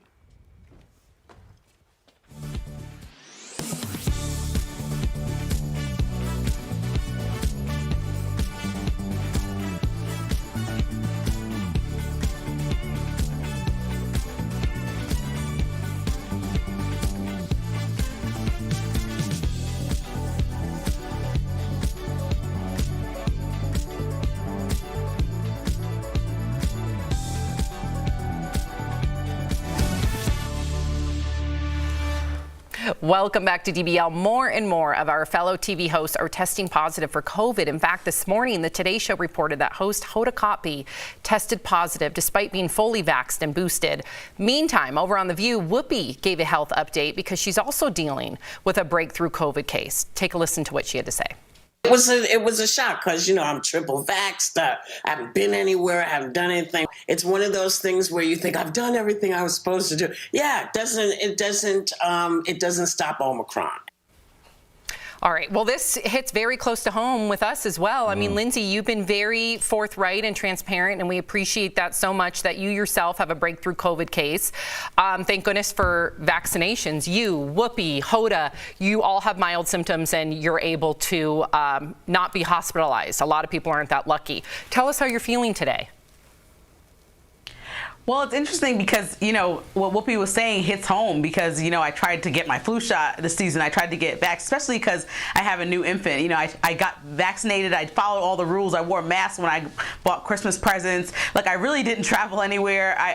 Everyone came to us and everyone was also vaxxed and had flu shots. And it just was frustrating that this is still happening. And the first thing you feel is almost like a sense of shame and kind of embarrassment because I have to tell people, okay, I was asymptomatic asymptomatic, but I apparently have COVID. And like, you know, it's almost like there's nothing that we can do because I don't know how it got around. There was no obvious person that was like coughing as like 2 years ago. We might have said you were coughing in my face and then consider that such a big thing. But now it's like I have no way to say how I got it or where it came from. And it could have been whether I just stayed at home and went to the mall or whether someone came here really quickly or a delivery person or anything. And so, you know, I think the first feelings are just like frustration because I dodged this thing for 2 years and then, you know, I stay home for most of this year, and this is what happens. Lindsay, just as you're speaking, it's weird. I was talking to a friend of mine, a close friend of mine, over a Zoom call a couple days ago, and he told me that he had COVID back in November. And, you know, it's weird because I remember I tried to call him a few times and I couldn't, and he said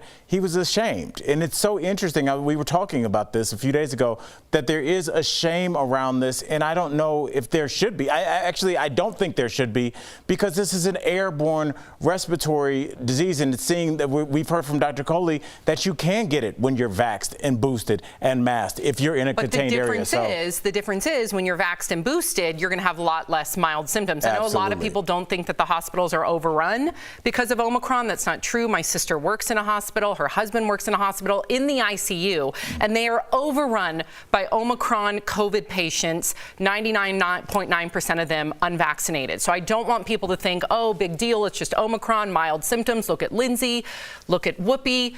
Lindsay, you were responsible. You did get vaccinated. You did get boosted. And that's why you're able to do the show today and able to feel as good as you do. And I think that's a really important note. I do want to switch to another story, though, and I want to get Jeff's take, because we've shown all sorts of videos of flights and brawls on planes, all because of the mask mandates. But today, we've got another spin on this now classic tale. Okay, so check this out. Canadian officials are launching an investigation after footage of a group of influencers are partying it up on a chartered flight from Montreal to Cancun. People are passing around a bottle of vodka. Most everyone is maskless. There's even footage of someone vaping on the plane, which of course is against the law.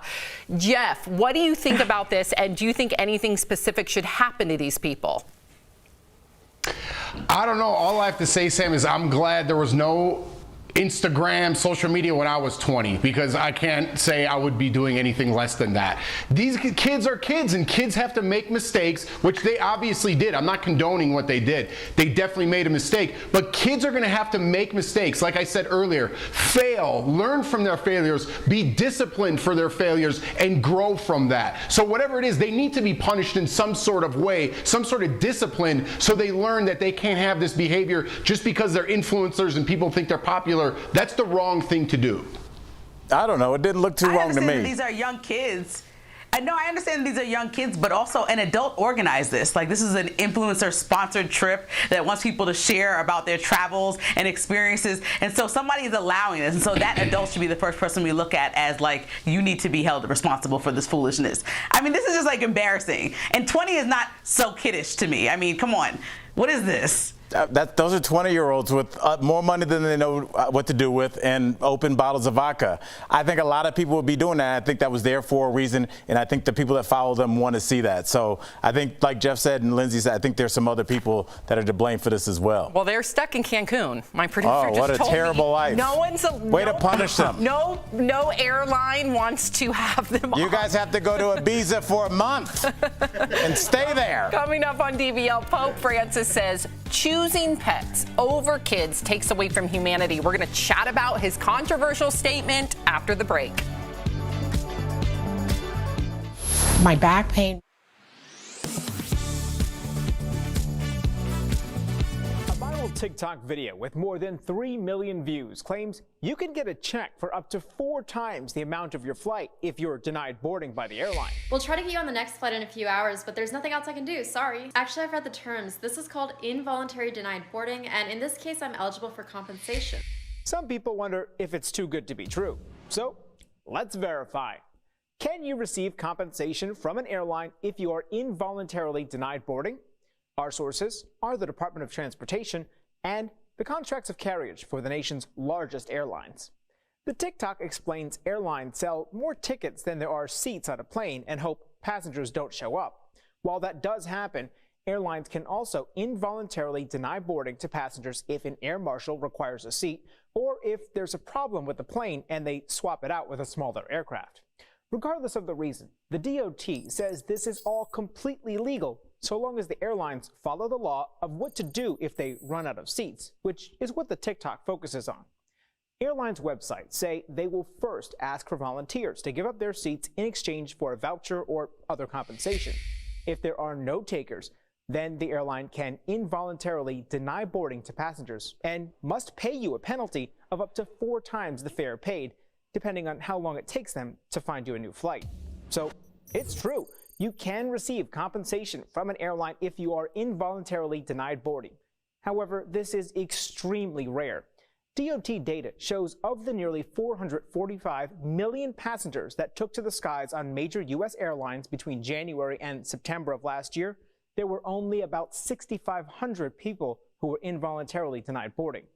Remember, this does not apply to things like weather delays, cancellations, or missing your flight. With your Verify, I'm Brandon Lewis. So Pope Francis is giving his thoughts on relationships yet again, and you guys have a lot to say about this one. So while talking to a crowd at the Vatican, the Pope criticized couples who choose to have pets instead of children, saying they are selfish. He also said, quote, "This denial of fatherhood or motherhood diminishes us. It takes away our humanity, and our homeland suffers, as it does not have children." He went on to say that couples who cannot biologically have children should consider adoption. Whoa, these are strong, bold comments. You know, Jeff, I know you take your Catholicism your faith very seriously. Did it disappoint you to hear the Pope say this, or do you agree with him? Yeah, I mean, what do you want me to say about this, Sam? Of course I don't agree with him. But it's okay. Just because the Pope says something doesn't make it God's word. I understand he's supposed to be closest to God. He's going to say things that are wrong. He's going to say things that are right. Of course I don't believe with this. But I do think people are way too close to their pets. I will say that. When you're out to dinner and your pet's at the table, eating off the table, that's embarrassing. And the Pope should talk about that. Jeff, I can't even agree with you because I have to go home in a little while, but just I'm giving you the eyes like I feel you, brother. What does that mean? There's a connection with people's pets that is odd to me. I love my dogs, with that? But there's a difference between like loving your pet and like they're at the table. And there's a lot of people that are like that. And I think there has to be a line between man and beast. Okay, Lindsay, what were your thoughts? Considering you're a new mama yourself, what were your thoughts? Well, I'm starting to understand that Al is genuinely not that much of a pet person, but he wants to be PG about it. So I love my dogs. But I think, that's a ridiculous statement to me. I love the Pope, but it's like, having a kid is totally a choice. I mean, even as glamorous or as fun or as crazy as it might look when you look at other people, you really don't understand that experience until you have a kid, whatever age in your house. Because I hear from Jeff that as they get older, it's a new thing that you're trying to learn your kid. Right now, it's just crying, screaming, and like pooping all over the place and like no sleep. And I'm sure that it just like develops as they go on when they start asking you why every second. So like you cannot tell somebody that they need to have a kid. Some people just don't have that in the cards for them. I think that's like a strong statement. If anything, that would make you unselfish, in my opinion. If you know that you're not fit to be a parent, or you'd rather be a parent to, your fur babies, that to me is saying that you're self-aware and that you're making the decision for you and this possible child that may not be wanted. I think as parents, we've all seen other parents where you're like, I don't think they like being a parent. Right. You need to really want to be all in. It's not something that you just hope you'll grow into. No. Amen. We'll be right back. Promotional consideration is brought to you by Kids Grow.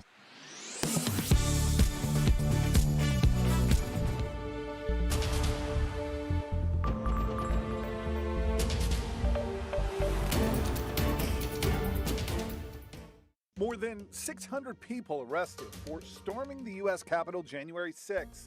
And whether they were Oath Keepers or Proud Boys, a rapper from Richmond or a Marine from Quantico, virtually all of them share one criminal charge in common: entering or remaining in a restricted building or grounds. Reaction swift on some social media accounts, with tweets like this one claiming the Capitol building is public property, therefore people have the right to be inside. So let's verify, does the public have the right to be in the U.S. Capitol or government-owned public property whenever they want? Our sources on this: Jane Campbell, president of the United States Historical Society, the National Park Service, and the General Services Administration, or GSA, which owns or leases more than 1,800 federally controlled buildings in Virginia, Maryland, and the District of Columbia. Let's start with the Capitol building itself.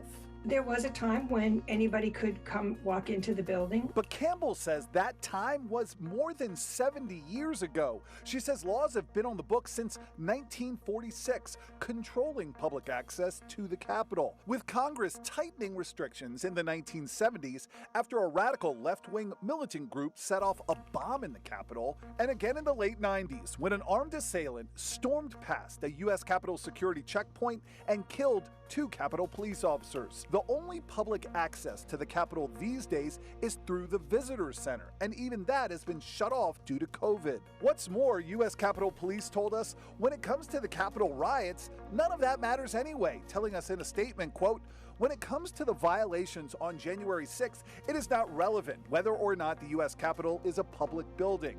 It was not open to the general public that day.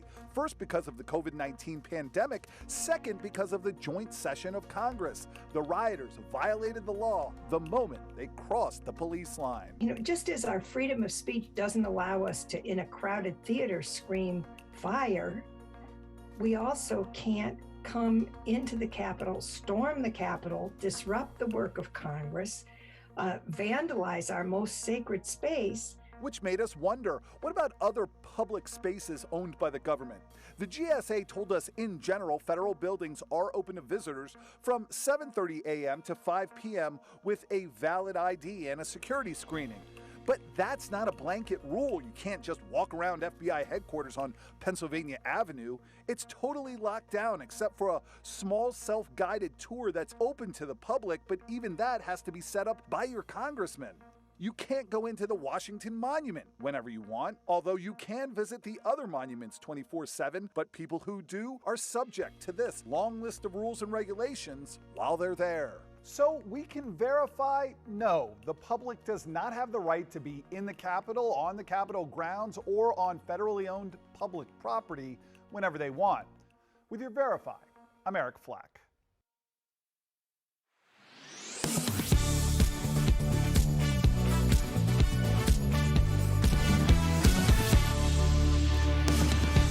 Welcome back to DBL. I have a comment that says influencers are the worst. Jeff. Listen, you can shut off social media. You know what I think the worst is? When you're in row 13 on an airplane and the person in row 14 thinks they're getting off before you. That person's the worst.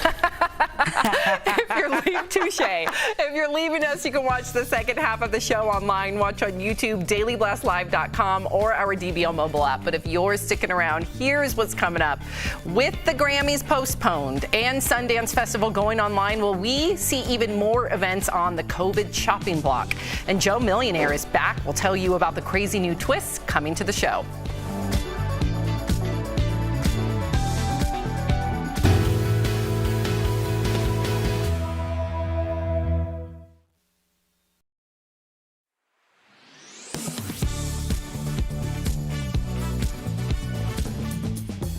Now that Omicron has become the dominant strain in the United States, people are starting to report a new symptom, often associated with a litany of other conditions: night sweats. That means repeated episodes of extreme perspiration, often leaving your clothes and sheets soaked with sweat by the time you wake up.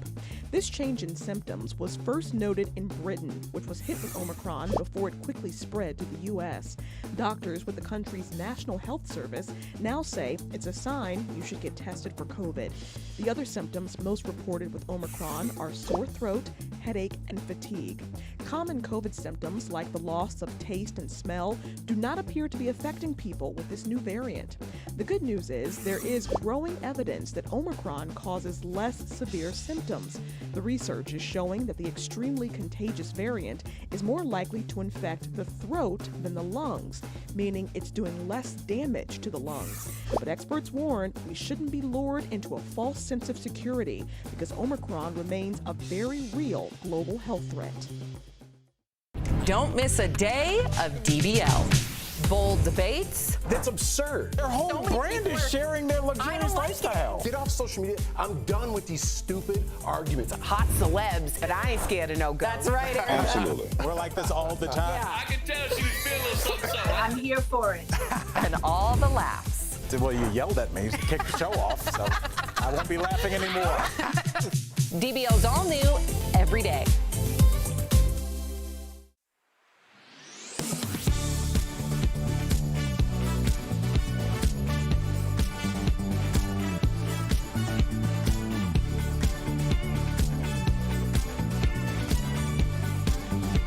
This is Daily Blast Live. We're talking about what you're talking about. Oh my gosh. Are you insane? This is a sham. No. Y'all just stop. Finally here. Drum roll. Welcome back to DBL. We've got both Jeff and Lindsay joining us remote. Hey, hey. People. Yep. Okay, so we begin with a bunch of high-profile events being impacted, of course, by COVID and the highly contagious Omicron variant. So the Grammys are being postponed indefinitely. Last year, if you remember, stars like Beyonce showed up to accept their awards outdoors. But this year, many artists are reluctant to even attend the event, which was supposed to be taking place inside. Now, the Sundance Film Festival canceled all in-person events. It will go ahead, but everything is going to be online. And then Super Bowl organizers are looking at a contingency plan to move the game from SoFi Stadium in LA to the AT&T Stadium in Texas if COVID restrictions become too tight in California. If the halftime show is scrapped because of COVID, TMZ is reporting that Dr. Dre could be on the hook for millions because he's poured his own money into the show and his insurance will not cover any losses due to COVID. Wow. Just hearing all of these events, what do you think about that? The one that stands out the most to me is Super Bowl because I'm sure it's still going to go on. The Super Bowl is that a good idea? Yes. The Super Bowl is a huge windfall for whatever city that it's in. And I get that we have to be safe, but there are going to be cities that are going to say, we want that money. That's what this comes down to. And I went to Super Bowl a couple of years ago when it was in Minneapolis, and just seeing the people converge, what it does to your hotels, your business industry, how it brings light to your city. Somebody's going to take that Super Bowl. So it's a coveted thing. And if LA gives it up, there's going to be a lot of places in line. What do you think about the halftime show? Can't they have Dr. Dre perform somewhere else and they just somehow use satellite like we do to allow him to perform? I don't get it, Lindsay. I mean, 2 years into the pandemic, my thoughts changed. I think a year ago, I would say the NFL was doing a poor job at trying to protect people. But at this point, if we have vaccines and boosters and ways to protect ourselves, it really comes down to, should we just shut down indefinitely? The way to make, obviously, no one get COVID or very little cases would be no one does anything, no one goes to work, just everyone stay in their homes. But people have to make money, have to live their lives, continue on with their livelihood. And so, we can't continue to cancel stuff over and over again, especially when we're seeing that if you are, like you said earlier, vaccinated and boosted, this Omicron variant is not affecting people in the same way. I think we have to keep moving forward. Jeff, would you go to the Super Bowl physically? Yeah, I would. I would take my chances because that's on my bucket list. And I got to be honest with you, Sam, I'm not a doctor, right? But I believe everybody's going to catch this new strand, this Omicron strand, this variant. I'm triple vax, but the way society says is that you're not allowed to talk about vaccines. Just that's the way it is. We need to start bringing up some other options, right? I believe we're all getting it. Why don't we put health out there? We never ever worry about if a football player gets it, if a basketball player gets it, like, oh man, well, he'll be back in 2 weeks or a week, whatever it is. He'll be back. No one ever questions that if they're going to die or something's going to happen to them. Why aren't we bringing health more into this as an option? Because you're not allowed to fat shame. If I'm not allowed to talk about that or talk about health, how are we ever going to get past this problem? So would I take my chances? Yes. And if we don't get this under control by March, my Bieber tickets for a second year in a row are going to go to waste and I'm going to be very upset. Wow. We're going to have to wait and see. I hope things are better by March. Okay, so there is a new Joe Millionaire in town, but this rebooted reality dating show, this one has a twist. Remember the original back in 2003? I loved it. Women competed for the heart of a millionaire bachelor who, in the end, revealed he wasn't a millionaire at all. Now, a new show called Joe Millionaire for richer or poorer debuts tonight. So 20 women, this is the premise, 20 women date 2 men, one who is rich and one who is not. Watch. This time, 2 Joes are better than one. One of them just has a lot more money. The ladies do not know who is rich and who is not. There's no way I come out of this not being a bad guy, and I don't know how to handle it. There will be drama. Don't embarrass me. Romance and lots of surprises. There is somebody not here for the right reasons. What's going on? I don't know. Jeff, you and I have like the same, if you were to look at both Jeff and I's like Netflix accounts, I feel like we watch the same shows. Are you going to watch this or no? No, I'm not. The first Joe Millionaire I thought was brilliant. Them trying to redo this, I got to be honest with you, Sam. This is calling the kettle black, right? Because I came from a reality show. They don't care if they're rich or poor. There's 22 people there looking for fame. They don't care what happens. They hope they're the person that can move their career forward. At the very least, get some followers out of it. Wow. Lindsay, do you agree with Jeff? But why are we judging people for if they want to be with somebody who can afford a lifestyle that they want to live? It's like money doesn't buy happiness. Yes, I understand that, but it buys options. So like, should you just decide that your life is going to be some way when you're with somebody who has absolutely broke? Like, you need money in order to live a life, take care of a kid, have a family, whatever you want to do. So like, I feel like the premise is a little crazy because, you know, if she ends up with liking the dude that's broke, I don't know if he's broke, but not the millionaire, then, you know, her life's going to be a little bit different. That's something to take into account since 50% of marriages end over finances. That's interesting. That's a good point. Now, do you think things would be different, though, Al, if it were 2 women and 20 or 22 men? Absolutely not. No? Absolutely not. I think that there's always a hierarchy in a power dynamic in any relationship, and money is a thing. And like Lindsay said, people want to level up, and it's hard to do it in this country. To go up a tax bracket, you can do that much quicker by finding somebody that's already in that tax bracket. So I get it. I think a lot of people relate to the show. I mean, I know you and Jeff might watch it, but I'm going to watch it. I saw them roll up in those horses. I was like, I'm out. That's the most embarrassing thing I've ever seen in my life. That is so embarrassing. Anybody on a horse, you're done. I'm like, who talked you into that? That's funny. Okay. All right. So if you're obsessed with celebrities, chances are you might not be that intelligent. That's the findings from a study out of Hungary. So the study of about 1,700 people, not a small sample, found that those who were more interested in celebrities had lower scores on 2 cognitive ability tests. But the study did not determine whether the poor performance was because they spend their brain power, so to speak, thinking about celebs, or if they were just less intelligent to begin with. So, do you think, Jeff, that fixating on celebs makes you, quote unquote, stupid? Yeah, I actually do. And let me explain myself. If you are interested in a celebrity or you have a favorite actor, I love Leonardo DiCaprio, I think that's great, right? When you're showing up on a weekday, on a work day, to Britney Spears' court appearance with a sign that you made the night before, something's wrong in your life. Something's embarrassing with you. Lindsay. I think everything in moderation. Like, I like to read tabloids and gossip that I know is not true, and I have fun with that. But I think when you start to, like, I'll take it a step further than Jeff, when you are in people's comments and, like, part of, like, the Beehive or the Swifties and, like, really spending a large majority of your day not trying to better yourself or do anything that's going to push you forward besides argue on the behalf of some celebrity that you'll never meet, likely, that's when it gets a little bit crazy to me. And you probably could use it to, like, I don't know, watch an informational show or something that will teach you something or spark a conversation. Call your parents, something. Oh, well, man, you really ran out of options at the end there, Lindsay. Look, I'm going to throw you a curveball really quickly. Okay. Isn't this the same thing as certain sports fans, though? That's what I was going to say. It's like I feel like everything wants to be part of something bigger than itself.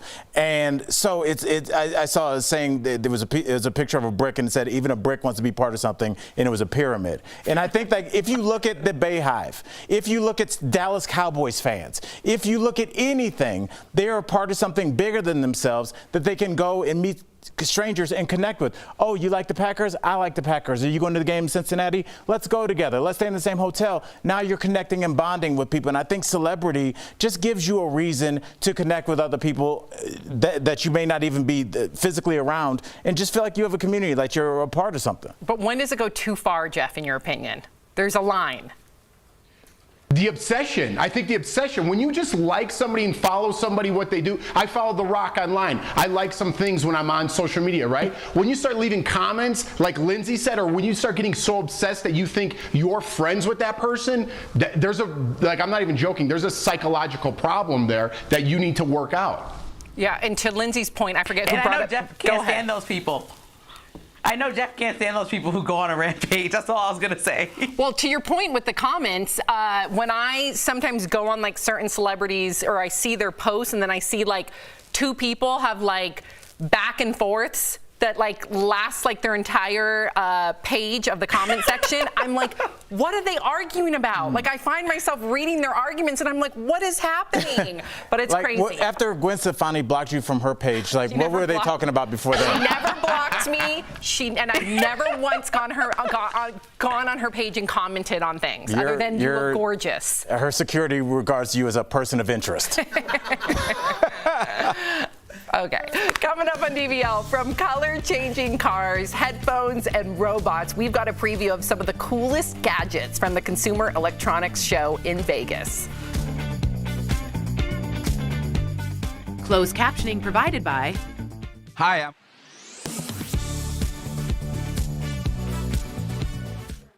Now we're on? Okay, that was a weird countdown Lydia just gave us. She goes 5, 4, 3, 2, and then she didn't say anything, and I was like, "Are we on?" She goes, "No." Say on one. She didn't. She did it She right. barely got to 1. She petered out at 2. So I was like, I don't know if 1 is assumed at this point. But yeah, I mean, I don't know.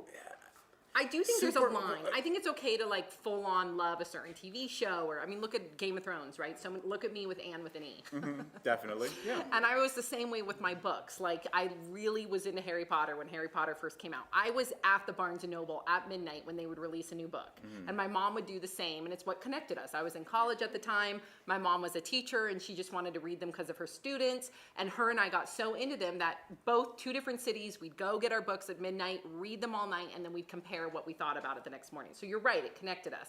But then what's the line where you've gone too far? Is it going on the comment section? Is it arguing with people if you don't like Harry Potter? Is that the line?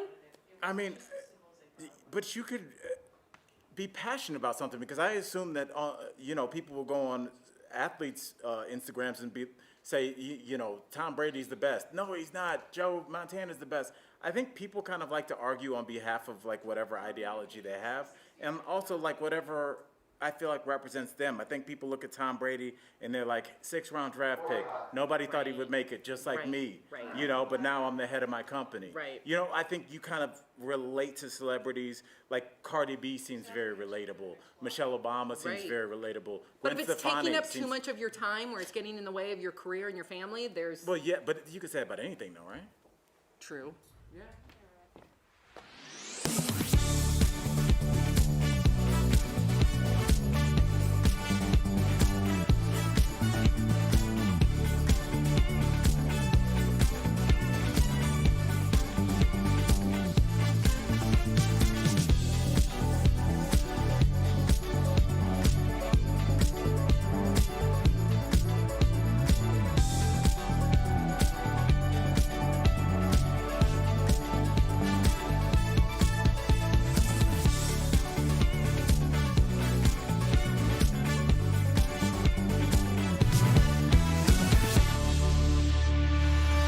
Welcome back to DBL. So CES, the Consumer Electronics Show, aka one of the biggest tech trade shows in the world, is happening this week in Vegas.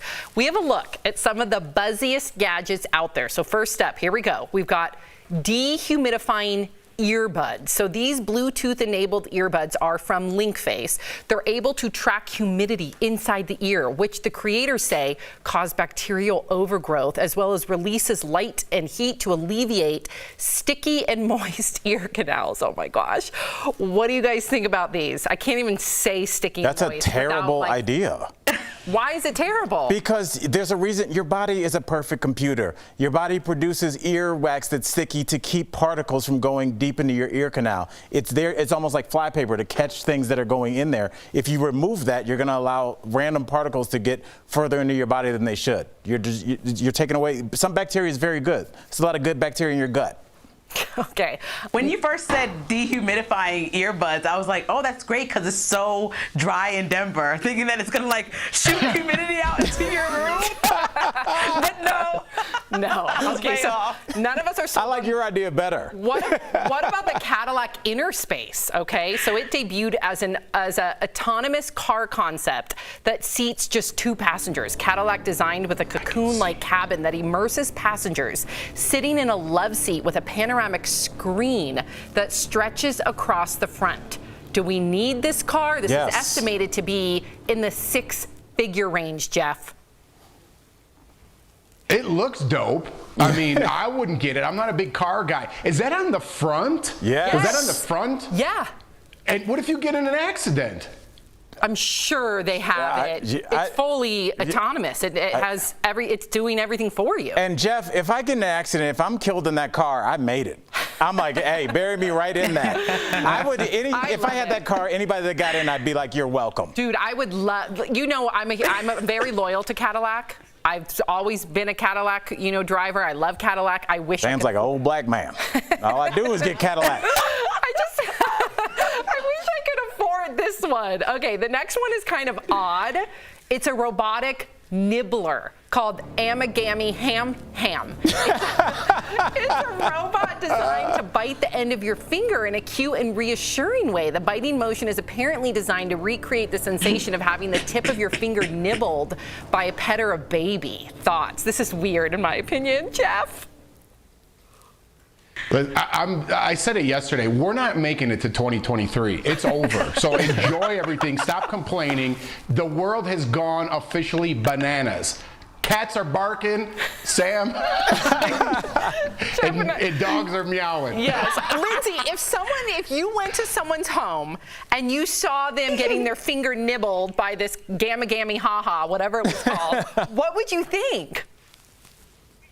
Oh man, I would just reserve my opinion. I would be like, what's going on here? But that thing definitely looks like a little kid, a baby. Now that I see Kinsley all the time drinking a bottle, it's like this thing, that thing is pretty funny, like, because that's all I watch her do right now. So I think that's hilarious. But if somebody had it for real, I might be a little bit like, you're a little strange. It is weird. It's weird, but I know for a fact that especially in the world of autism, a lot of anxiety is released through the fingertips. That's why there's a lot of flapping. So I think maybe that could help people that have anxiety.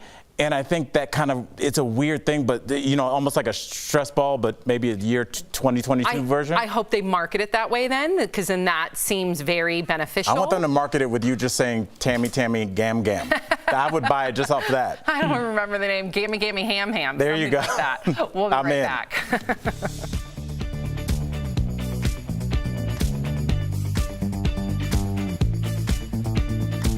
We all know that movement.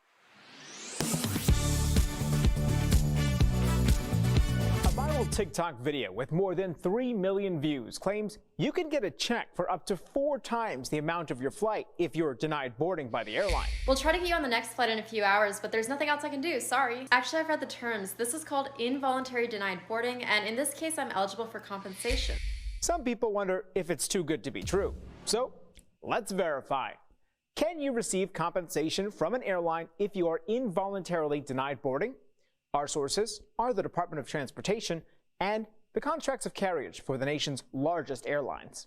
The TikTok explains airlines sell more tickets than there are seats on a plane and hope passengers don't show up. While that does happen, airlines can also involuntarily deny boarding to passengers if an air marshal requires a seat or if there's a problem with the plane and they swap it out with a smaller aircraft. Regardless of the reason, the DOT says this is all completely legal so long as the airlines follow the law of what to do if they run out of seats, which is what the TikTok focuses on. Airlines' websites say they will first ask for volunteers to give up their seats in exchange for a voucher or other compensation. If there are no takers, Then the airline can involuntarily deny boarding to passengers and must pay you a penalty of up to 4 times the fare paid, depending on how long it takes them to find you a new flight. So it's true, you can receive compensation from an airline if you are involuntarily denied boarding. However, this is extremely rare. DOT data shows of the nearly 445 million passengers that took to the skies on major U.S. airlines between January and September of last year, there were only about 6,500 people who were involuntarily denied boarding. Remember, this does not apply to things like weather delays, cancellations, or missing your flight. With your Verify, I'm Brandon Lewis.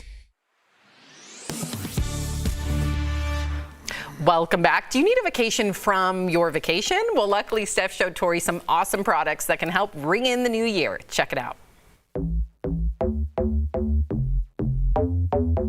All right, what do you have for us today, Stephanie? I can't wait. Hey, Tori, for the new year, I have got some wonderful products and even better deals. And for you and DBL Nation, it's going to kick off your 2022. It's the first time I've actually said that. I know, crazy. Big. First up, we've got the Home Lab 11.6 quart XXL 8-in-1 air fryer oven. Wow. This deal includes 1 air fryer oven with accessories. It's crafted from premium stainless steel and has a thermal protective double layer glass door. Ooh. So you can check up on your cooking progress through here. And this will come fully equipped for you with a rotating basket, dehydrating racks, adjustable skewer racks, an oil tray, a rotisserie fetch tool, and a rotisserie chef. Oh my Lord. It's everything you could need. Does it come with a chef? I mean, that's incredible. Pretty much. It's amazing, right? Right. So normally this is as much as $175, but for us, it's only $89, which saves our viewers 49%. Guys, air fryer, if you don't have one, apparently you're not cool at all. So everyone rush out and get this deal. It's amazing. Now, Tori, this deal, it's a fan favorite. Ooh. We've got Life Pro Grace Shiatsu neck massager, and it heats up. It's got heat. Yes. So the deal includes 1 massager and it has a charging cable, and we've made it through the hustle and bustle of the holiday season. So now it's time to relax, Tori. This massager has 4 rollers that operate in 2 different directions, and the massager can reach up to 110 degrees.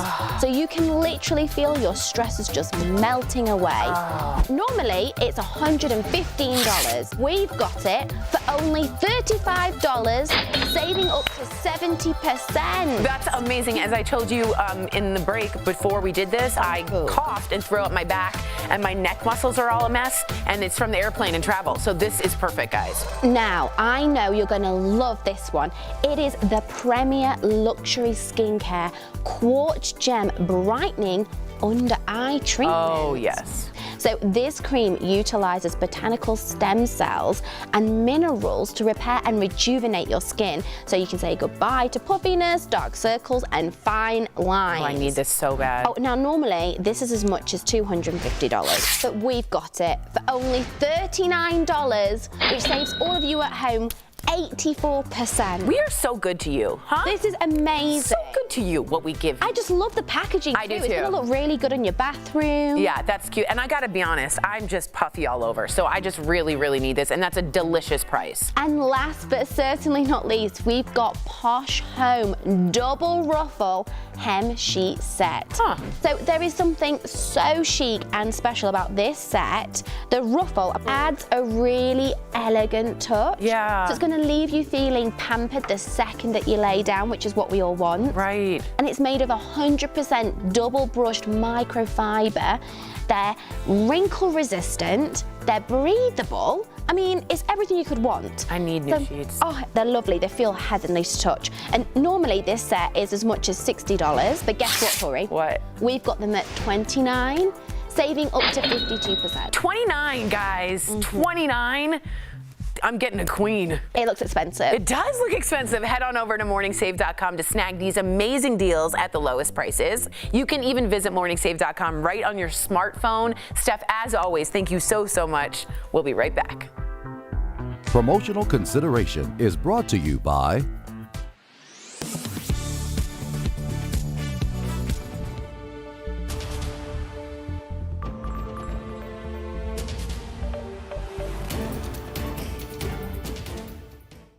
More than 600 people arrested for storming the U.S. Capitol January 6th. And whether they were Oath Keepers or Proud Boys, a rapper from Richmond or a Marine from Quantico, virtually all of them share one criminal charge in common: entering or remaining in a restricted building or grounds. Reaction swift on some social media accounts, with tweets like this one claiming the Capitol building is public property, therefore people have the right to be inside. So let's verify, does the public have the right to be in the U.S. Capitol or government-owned public property whenever they want? Our sources on this: Jane Campbell, president of the United States Historical Society, the National Park Service, and the General Services Administration, or GSA, which owns or leases more than 1,800 federally controlled buildings in Virginia, Maryland, and the District of Columbia. Let's start with the Capitol building itself.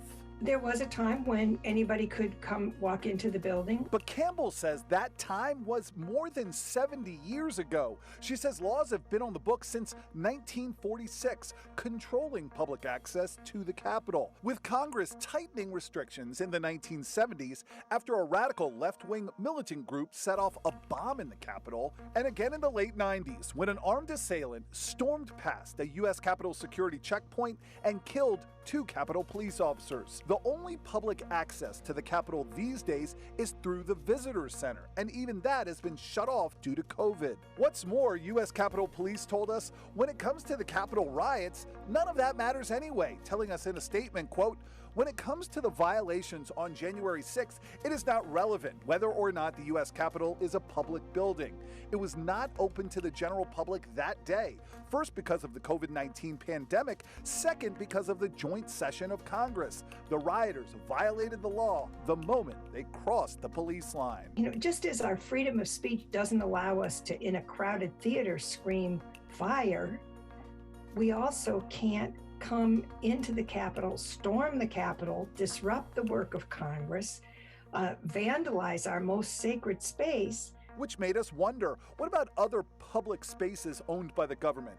The GSA told us in general, federal buildings are open to visitors from 7:30 a.m. to 5 p.m. with a valid ID and a security screening. But that's not a blanket rule. You can't just walk around FBI headquarters on Pennsylvania Avenue. It's totally locked down except for a small self-guided tour that's open to the public, but even that has to be set up by your congressman. You can't go into the Washington Monument whenever you want, although you can visit the other monuments 24/7, but people who do are subject to this long list of rules and regulations while they're there. So we can verify, no, the public does not have the right to be in the Capitol, on the Capitol grounds, or on federally owned public property whenever they want. With your Verify, I'm Eric Flack.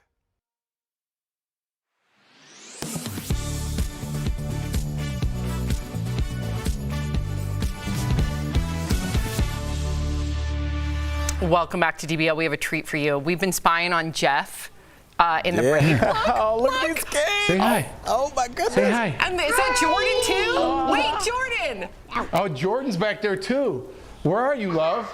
She's Look scared. at these boys. Lawson and Layton, hi. Look at my big boys. Oh my gosh. Say hi. They can't hear you, but they're being goofy. They're goofy, boys. Ask them what they're going to do today. What are they going to do today? What are you guys going to do today? What are you guys doing today? Yeah, they're getting their haircuts, huh? I stayed up all night. He stayed up all night, he said. What? I All right, they're being crazy. They were here like during the commercial break, so it's already too much. It's too much already. Lawson and Layton. Bye, Lindsay. Never Bye, too Jeff. much. DBL's new It every gives me day. some We'll see you tomorrow, sympathy same points time, with some same of the place. viewers that. I don't know.